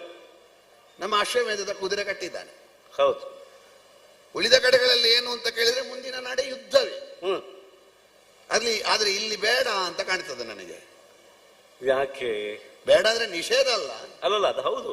ಈಗಲೇ ಬೇಡ. ಅದು ಕಾಣಿಸುವುದಕ್ಕೆ ಕಾರಣ ಏನು ಅಂತ. ಧಾರ್ಮಿಕನಾಗಿದ್ದಾನೆ. ಯಾಕೆಂದ್ರೆ ಅದು ವಿಷಯ ಗೊತ್ತಾದ್ರೆ ಮುಂದುವರಿಸುವುದಕ್ಕೆ ಅನುಕೂಲ. ಹೌದಪ್ಪ, ಹೌದು, ಗೊತ್ತಾಯ್ತು. ಹೌದು. ಯಾಕಂದ್ರೆ ರಾಮ ಹರಸುವಾಗ ಹ. ಅವ ಬ್ರಹ್ಮನ ಭಕ್ತನೋ, ಅವ ಸೂರ್ಯನ ಭಕ್ತನೋ, ಅವ ಶಕ್ತಿ ದೇವತೆಯ ಭಕ್ತನೋ, ಅವ ಗಣಪತಿಯ ಭಕ್ತನೋ, ಅವ ಸ್ಕಂದನ ಭಕ್ತನೋ, ಹೀಗೆ ನೋಡಿ ಹರಸಿದ್ದ ಅಲ್ಲಲ್ಲ. ಮೃಗ ಪಕ್ಷಿ ಮನುಷ್ಯಾನ ಜಟಾಯುವನ್ನು ಹರಸಿದ್ದಾನೆ, ರಾಕ್ಷಸನಾದ ವಿಭೀಷಣನನ್ನು ಹರಸಿದ್ದಾನೆ, ಕಪಿವರ್ಗದವರನ್ನು ಹರಸಿದ್ದಾನೆ, ಎಲ್ಲರನ್ನೂ ಹರಸಿದ್ದಾನಲ್ಲ. ಅವ ಆಸ್ತಿಕನಾದ್ರೆ, ಅವ ಧಾರ್ಮಿಕನಾದ್ರೆ, ಅವ ಭಕ್ತನಾದ್ರೆ, ಯಾವ ವರ್ಗದವನಾದ್ರೂ ಅವ ಬದುಕು ಅರ್ಹತೆ ಉಳ್ಳವ ಎನ್ನುವುದು ರಾಮ ಕಾರ್ಯದಿಂದ ನಾವು ಅರ್ಥ ಮಾಡಿಕೊಂಡ ಸತ್ಯ. ರಾಮ ಕಾರ್ಯ ಅಂದ್ರೆ ಜೀವಹಿತ ಅಲ್ವಾ? ಹೌದು. ಸರ್ವಭೂತ ಹಿತ. ಸರ್ವಭೂತ ಹಿತ. ಅದೇ ವ್ರತ ಅಂತ ಹೇಳಿದ್ರಂತೆ. ವಿಭೀಷಣನನ್ನು ತನ್ನ ಪಕ್ಷಕ್ಕೆ ಕರೆ ಮಾಡಿಕೊಳ್ಳುವ ವೇಳೆಯಲ್ಲಿ ಯಾರೋ ಆಕ್ಷೇಪಿಸಿದಾಗ ಸರ್ವಭೂತಗಳಿಗೂ ಅಭಯ ಕೊಡುವುದೇ ತನ್ನ ವ್ರತ. ಧಾರ್ಮಿಕನಾಗಿ, ಆಸ್ತಿಕನಾಗಿ, ಶಿವಭಕ್ತನಾಗಿ, ಶಿವನನ್ನೇ ಪುರದಲ್ಲಿ ಇರಿಸಿಕೊಂಡವನಾಗಿ ಬದುಕಿದ ವೀರಮಣಿಯ ಸಾವು ರಾಮಸೇನೆಯ ನಮಗಾದರೂ ಪಥ್ಯವಾದ ವಿಷಯವ. ಆದಷ್ಟು ಅವನಿಗೆ ರಾಮಾಶ್ವಮೇಧದ ಹಿಂದಿನ ಮರ್ಮ ಏನು, ತತ್ವ ಏನು, ಅದನ್ನು ಸ್ಪಷ್ಟ ಹೇಳಬೇಕು ನೀವು. ಒಂದು ವೇಳೆ ಇದನ್ನು ಅರ್ಥ ಮಾಡಿಕೊಂಡು ಅವ ನಮಗೆ ವಿಹಿತದಿಂದ ಕಪ್ಪವನ್ನಿತ್ತ ಎಂದಾದರೆ ಅವನಿಗೂ ರಾಮಾನುಗ್ರಹ ಉಂಟು ಅಂತ ಅರ್ಥ. ಅಂದ್ರೆ ನಾವು ರಾಮಾನುಗ್ರಹದಿಂದಲೇ ಹೊರಡುದು. ನೀನು ಹೇಳಿದ್ದನ್ನು ಅವ ಸರಿಯಾಗಿ ತಿಳಿದು ಅರ್ಥ ಮಾಡಿಕೊಂಡು ಕೊಟ್ಟರೆ ರಾಮಾನುಗ್ರಹ ಉಂಟು ಅಂತ ಅರ್ಥ. ಯಾಕೆ ನಮ್ಮ ಸೇನೆಯಲ್ಲಿ ರಾಮಾಶ್ವಮೇಧದ ವಿಷಯಿಕವಾಗಿಯೋ ರಾಮನ ವಿಷಯಿಕವಾಗಿಯೋ ನಿನ್ನಷ್ಟು ಸರಿಯಾಗಿ ಹೇಳಬಲ್ಲವರು ಮತ್ತೊಬ್ಬರಿಲ್ಲ. ಸರಿಯಾಗಿ ಎನ್ನುವುದಕ್ಕಿಂತಲೂ ಪರಿಣಾಮಕಾರಿಯಾಗಿ. ಯಾಕೆ? ನಾವು ಮಾಡುವ ಉದ್ಯೋಗ ಅಲ್ವಾ ಅಂತ ಮಾಡೋದು ಬೇರೆ, ಆಸಕ್ತಿಯಿಂದ ಮಾಡೋದು ಬೇರೆ. ಉದ್ಯೋಗ ಅಂತ ತಿಳಿದು ಮಾಡೋದು ಬೇರೆ ಅಲ್ವಾ? ಹೌದೌದು. ನಿನಗೆ ಆಸಕ್ತಿಯ ವಿಷಯ ರಾಮನ ವಿಷಯಿಕವಾಗಿ ಹೇಳೋದು ಅದು ಎಷ್ಟು ಪರಿಣಾಮಕಾರಿಯಾದೀತು. ಅದೂ ಪರಿಣಾಮಕಾರಿಯಾಗಿ ಅವು ಒಪ್ಪಿಕೊಳ್ಳಿಲ್ಲ ಅಂತಾದ್ರೆ ಅವನಿಗೆ ರಾಮಾನುಗ್ರಹ ಇಲ್ಲ ಅಂತ ಅರ್ಥ. ಒಂದು ವೇಳೆ ಒಪ್ಪಿಕೊಳ್ಳದೇ ಇದ್ರೆ ಮತ್ತೇನಲ್ಲ, ಮತ್ತೆ ಎರಡನೇ ಇದ್ದೆ ನಾವು ಉಳಿದ ಕಡೆಗಳಲ್ಲಿ ಏನು ಮಾಡ್ತೇವೆ, ಅದೇ ತರುಬಿ ಸೇನೆಯ ಬಂಧು ಬಾಂಧವ ಮಿತ್ರ ಕಳತ್ರರೊಂದಿಗೆ ಶೈವಿನೀಪುರಕ್ಕೆ ಹೋಗ್ತಾನೆ. ಅಂದ್ರೆ ಅವ ಸರಿಯಾಗಿ ಮಾಡಿ ಸಂಧಾನಕ್ಕೆ ಒಪ್ಪಿಕೊಂಡ್ರೆ ನಮಗೆ ರಾಮಾನುಗ್ರಹ ಉಂಟು, ಅವು ಒಪ್ಪಿಕೊಳ್ಳದಿದ್ರೆ ನಮಗೆ ರಾಮಾನುಗ್ರಹ ಇಲ್ಲ ಅಂತ ಅರ್ಥ ಅಲ್ಲ, ಅವ ರಾಮಾನುಗ್ರಹಕ್ಕೆ ಭಾಜನನಲ್ಲ ಅಂತ ಅರ್ಥ. ಇಷ್ಟನ್ನು ಹೇಳಿ ಬರುವೆಯ ಶತ್ರುಘ್ನ ದೇವ, ಓ ನೀನು ಪೀಠಿಕೆ ಮಾತಾಡುವಾಗಲೇ ನಿನ್ನ ಮನಸ್ಸೇನು ಅಂತ ನನಗರ್ಥ ಆಯ್ತು. ಸರಿ, ನಿನ್ನ ಜೊತೆಯ ತಿರುಗಾಟ ನನಗೆ ಹೆಚ್ಚಿಲ್ಲ, ಅದಿಲ್ಲ, ನೀನ್ ರಾಮನೊಟ್ಟಿಗೆ ಮಾಡಿದ್ದು. ರಾಮ ಪದಾನುಷಂಗದಲ್ಲಿಯೇ ನನ್ನ ಆಯುರ್ಮಾನವನ್ನು ಕಳೆದವ ನಾನು. ಹೌದಪ್ಪ, ಅದೇ ನನ್ನ ಜೀವನದ ಧ್ಯೇಯ, ಹೌದು, ಅದೇ ನನ್ನ ಜೀವನದ ಪಥ, ಹೌದಪ್ಪ, ಅದೇ ನನ್ನ ಸಾಧನೆಯ ನಿಜವಾದ ಹೆಗ್ಗುರುತು ಅಂತ ನಂಬಿದವ. ಹೌದು, ರಾಮದೇವನಾದ್ದರಿಂದ ರಾಮ ಅನುಜ, ರಾಮಾನುಜನೂ ದೇವನೇ. ಆದ್ದರಿಂದ ಲಕ್ಷ್ಮಣ ದೇವ, ಭರತ ದೇವ, ಶತ್ರುಘ್ನ ದೇವ ಅಂತ ನಿನ್ನ ಹೇಳಿತು. ಸರಿ, ರಾಮನಲ್ಲಿ ಯಾವ ಭಾವನೆ ನನಗಿರ್ತದೆಯೋ ಅದೇ ಭಾವನೆ ಶತ್ರುಘ್ನಲ್ಲೂ ಇದೆ. ಓಹೋ, ರಾಮಾಶ್ವಮೇಧ ಎಂಬುದೇ ನಮ್ಮನ್ನು ಇಲ್ಲಿಯವರೆಗೆ ಕರ್ಕೊಂಡು ಬಂತು. ಹೌದಪ್ಪ, ನಮ್ಮ ತಿರುಗಾಟಕ್ಕೆ ರಾಮ ಪದಾನುಷಂಗವನ್ನ ಇಡೀ ಕುದುರೆ ಎಲ್ಲೆಲ್ಲಿ ಹೋಗ್ತದೆಯೋ ಅಲ್ಲೆಲ್ಲ ಅದರ ಪ್ರಭಾವವನ್ನ, ಅದರ ಮಂತ್ರ ಶಕ್ತಿಯನ್ನ ತೋರಿಸೋದೇ ನಮ್ಮ ಉದ್ದೇಶ. ಸೇನೆ ಇದೆ ಅಂತ ಯುದ್ಧ ಮಾಡೋದಲ್ಲ, ಆಯುಧ ಇದೆ ಅಂತ ಪ್ರಯೋಗ ಮಾಡೋದಲ್ಲ. ಅಲ್ಲಪ್ಪ, ಹಾಗಂತ ಪ್ರಯೋಗ ಮಾಡುವುದಕ್ಕೂ ಅದೇ ಉದ್ದೇಶ. ಹೌದು, ಈಗ ಹೊಡೆಯುವುದು ಕೂಡ ರಾಮಾನುಗ್ರಹಕ್ಕೆ, ಸಂಧಾನ ಮಾಡುವುದು ರಾಮಾನುಗ್ರಹಕ್ಕೆ. ಹೌದು, ರಾಮಾನುಗ್ರಹದಕ್ಕೆ ಯಾವ ಪ್ರಕಾರ ಸರಿ ಅಂತ ಯೋಚನೆ ಮಾಡಿ ಅದನ್ನ ಈಗ ಆಯ್ಕೆ ಮಾಡೋದು. ಹೌದು, ಆಯ್ಕೆ ನಾವು ಕೊಟ್ಟಿದ್ದವುದು, ಸಂಧಾನವೋ ಸಂಗ್ರಾಮವೋ ಹೌದು, ಆಯ್ಕೆ ನಾವು ಇಟ್ಟಿದ್ದೇವೆ. ಹೌದು, ಅದರ ಆಯ್ಕೆ ಮಾಡೋದವ. ಹೌದು, ನಿನ್ನ ಇಂಗಿತವನ್ನ ನೀನು ಈ ರೀತಿ ಒತ್ತಾಸೆಯಾಗಿ ಹೇಳ್ತಾ ಇದ್ದಿ. ಸಂಗ್ರಾಮವನ್ನ ಅವನು ಆಯ್ಕೆ ಮಾಡಬಾರದು, ಸಂಧಾನವನ್ನ ಆಯ್ಕೆ ಮಾಡಿ ಅಶ್ವಮೇಧದ ಈ ಕುದುರೆಯನ್ನು ನಮಗೆ ಬಿಟ್ಟು ಕೊಡಬೇಕು, ಹಾಗೆ ನಾನು ದೌತ್ಯ ಮಾಡಬೇಕು ಅಂತ. ಬಹಳ ಹಿಗ್ಗಾಯ್ತು ನನಗೆ. ರಾಮಚಂದ್ರ ಪ್ರಭುವನ್ನ ನಾನು ಮೊದಲು ಕಂಡಿದ್ದೆ ದೌತ್ಯ ಪ್ರಸಂಗದಿಂದ. ಮಾವ ಸುಗ್ರೀವನ ದೂತನಾಗಿ ಹೋಗಿ ಒಟ್ಟುವಾಗಿ ಬ್ರಹ್ಮಚಾರಿಯಾಗಿ ನಾನು ಆಡಿದ ಮಾತುಗಳು ಪ್ರಭು ರಾಮಚಂದ್ರನೇ ಮೆಚ್ಚಿಕೊಳ್ಳುವ ಹಾಗಿತ್ತು. ಆಗಲೇ ಹೇಳಿದನಂತೆ, ಪಾಠಕನಲ್ಲಿರಬೇಕಾದ ಎಲ್ಲಾ ಗುಣಗಳು ಉಂಟು, ಕೆಲವರಲ್ಲಿ ಇರುವ ದೋಷಗಳು ನಿನ್ನಲ್ಲಿ ಇಲ್ಲ. ಅಷ್ಟೇ ಅಲ್ಲ, ಕೆಲವೇ ಮಾತಿನಿಂದ ನೀನೆಷ್ಟು ದೊಡ್ಡ ವ್ಯಾಕರಣ ಪಂಡಿತ, ನೀನೆಷ್ಟು ವೇದಶಾಸ್ತ್ರಜ್ಞ ಎನ್ನುವುದಾಗಿ ಅರ್ಥ ಮಾಡಿಕೊಂಡನಂತೆ. ಅದಕ್ಕಿಂತ ಮುಖ್ಯವಾಗಿ ಒಂದು ಮಾತನ್ನ ರಾಮಚಂದ್ರ ಪ್ರಭು ಹೇಳಿದ್ದಾನೆ. ಏನದು? ಅದು ನಿನಗೆ ನೆನಪಿಸುವುದು. ಮತ್ತೆ ಕೇಳುವ ಕೇಳುವ. ನಮ್ಮ ಹಿಂದಿನ ಎಲ್ಲ ಪ್ರಸಂಗಗಳನ್ನು ನೀನು ಅರಿತವ, ನಿನಗೆ ನೆನಪಿಸುವುದಷ್ಟೇ, ನಾನು ಪಾಠ ಹೇಳುವುದಲ್ಲ, ನೆನಪಿಸುವುದು. ಸರಿ.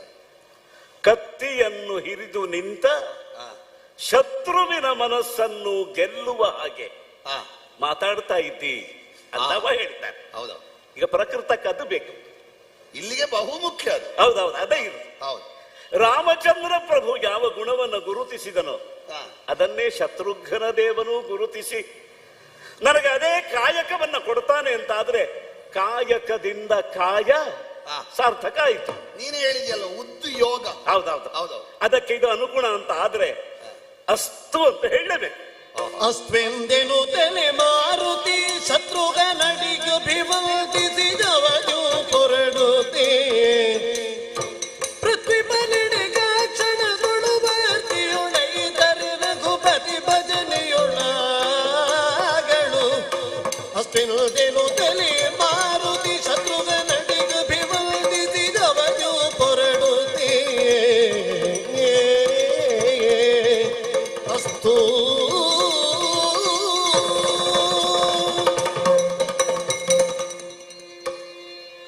ಸ್ವಸ್ತಿ ಮತ್ತು ಅಸ್ತು ಈ ಎರಡು ಶಬ್ದಗಳು ದೇವ ನಿರ್ಮಿತವಾದ ಶಬ್ದಗಳು.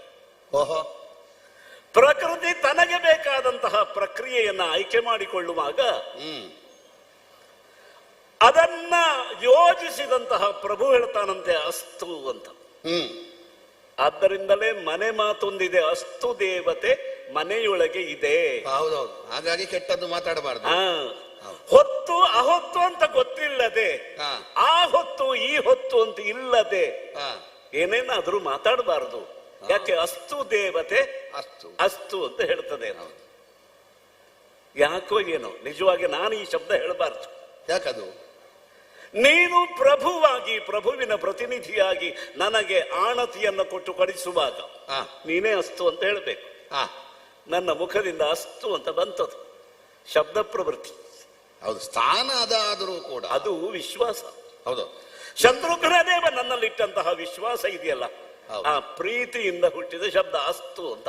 ಈಗ ರಾಮಾನುಜನಾಗಿ ನಾನು ನಿನಗೆ ಆಣತಿ ಕೊಡುವುದಾದರೂ ಹೌದು, ರಾಮನ ಸಾಮೀಪ್ಯದಲ್ಲಿ ಒಂದು ಮೆಟ್ಟಿಲು ಮೇಲೆ ಅಂತ ನಿನ್ನ ಬಗ್ಗೆ ನಮಗೆ ಅಭಿಮಾನ ಉಂಟು. ಆದ್ದರಿಂದಲೇ ಆ ಅಭಿಮಾನದಿಂದ ರಾಮನ ಅನೇಕ ನೆನಪುಗಳನ್ನ ನನ್ನ ಮುಖ ನೋಡಿ ನೀನು ಮಾಡ್ಕೊಡೋದು. ನನ್ನ ಎದೆ ನೋಡಿದ್ರೆ ಸಾಕು, ಬರುವ ಸ್ಪಂದ ಎಲ್ಲ ರಾಮ ರಾಮ ರಾಮ ರಾಮ. ಹೌದು, ಹೌದಾ? ಎಷ್ಟು ದೊಡ್ಡ ಉಡುಗೊರೆ, ವಿರಾಮವಿಲ್ಲದ ಸ್ಪಂದಗಳು. ಎಷ್ಟು ದೊಡ್ಡ ಉಡುಗೊರೆ ಕೊಟ್ಟರು ಅದರಲ್ಲಿ ರಾಮ ಇದ್ದಾನಂತ ಹುಡುಕುವುದಲ್ಲದೆ ಅದರಲ್ಲಿರುವ ಮೌಲ್ಯ ನೋಡುವುದಿಲ್ಲ. ಅಲ್ಲ, ಮೌಲ್ಯವೇ ಅದು ರಾಮ. ರಾಮ ರಾಮ ಎಂಬ ಮೌಲ್ಯವನ್ನು ಹುಡುಕುವ ನನಗೆ ರಾಮ ಕಾರ್ಯವನ್ನೇ ಕೊಟ್ಟಾಗ ಅಸ್ತು ಅಂತ ಹೇಳಿದ ನಾನಲ್ಲ, ಒಳಗಿನ ರಾಮ ರಾಮ ಅಸ್ತು ಅಂತ ಹೇಳಿದ್ದಾರೆ. ಸರಿ, ಹಾಗೆ ಗ್ರಹಿಸಿ ಹೊರಡುವುದಕ್ಕೆ ನಾನು ಸಿದ್ಧ ಆಗುತ್ತೇನೆ. ಅವ ಒಂದು ದೇವರನ್ನು ನಂಬಿದವ, ನೀನು ರಾಮನನ್ನು ನಂಬಿದವ. ರಾಮ ಯಾರು ಅಂತ ನಾನು ಹೇಳಬೇಕಾದಿಲ್ಲ, ನಮಗೆಲ್ಲ ಗೊತ್ತಿರುವ ಹಾಗೆ ಅವನೇ ಅಲ್ವಾ? ಯಾರು? ವೈಕುಂಠದಲ್ಲಿರುವವ ರಾಮನಾಗಿ ಬಂದದ್ದು ಅಂತ ನಾವೆಲ್ಲ ನಂಬಿಕೊಂಡ ಸತ್ಯ. ಇದು ಇರುವುದೇನು ಅಂತ ಕೇಳಿದ್ರೆ ಅವ ಉಮಾಕಾಂತನ ಬಗ್ಗೆ ಹೇಳಬೇಕಾದ್ದು, ನೀನು ವಾಸುದೇವನ ಬಗ್ಗೆ ಹೇಳಬೇಕಾದ್ದು. ಶತ್ರುಘ್ನ ದೇವ, ನಿನ್ನ ಉತ್ಸಾಹ ನೋಡಿದ್ರೆ ನೀನು ನನ್ನ ಜೊತೆಗೆ ಬರ್ತೀವ ಹೇಗೀಗ? ಇಲ್ಲ ಇಲ್ಲ ಇಲ್ಲ, ಅದಿಲ್ಲ, ಹೌದಲ್ಲ? ಇಲ್ಲ ಇಲ್ಲ, ಹಾಗಿದ್ರೆ ಒಳ್ಳೇದಾಯ್ತು. ಹೌದೌದು. ಅಲ್ಲ, ಅಂತಹ ಅಪೇಕ್ಷೆ ಇದ್ರೆ ಆದ್ರೆ ಒಂದುಂಟು, ಹೆಗಲ ಮೇಲೆ ಅದು ಹೆಗಲ ಮೇಲೆ ಹೊತ್ತು ಒಯ್ದೇನು. ಇಲ್ಲ, ಬೇಡ ಬೇಡ. ಮತ್ತೆ ದೂತ ಇರುವಾಗ ನಾಥ ಮಾತಾಡಬಾರದು. ಇಲ್ಲ ಇಲ್ಲ, ಹೌದಾ? ಹೌದೌದು. ನೀನೇ ಹೋಗು, ನೀನೇ ಮಾತಾಡಬೇಕಾದ, ಆದ್ರೆ ನಿರೀಕ್ಷೆ ಉಂಟು ಏನಾಗುತ್ತದೆ ಅಂತ. ಹೌದೌದು ಹೌದು. ಒಳ್ಳೇದಾಗಲಿ ಎನ್ನುವಂತ ಸಂಕಲ್ಪವೂ ಉಂಟು, ನಿರೀಕ್ಷೆಯೂ ಉಂಟು. ಆಗಲಿ. ರಾಮ ಜೈ ಶ್ರೀರಾಮ್.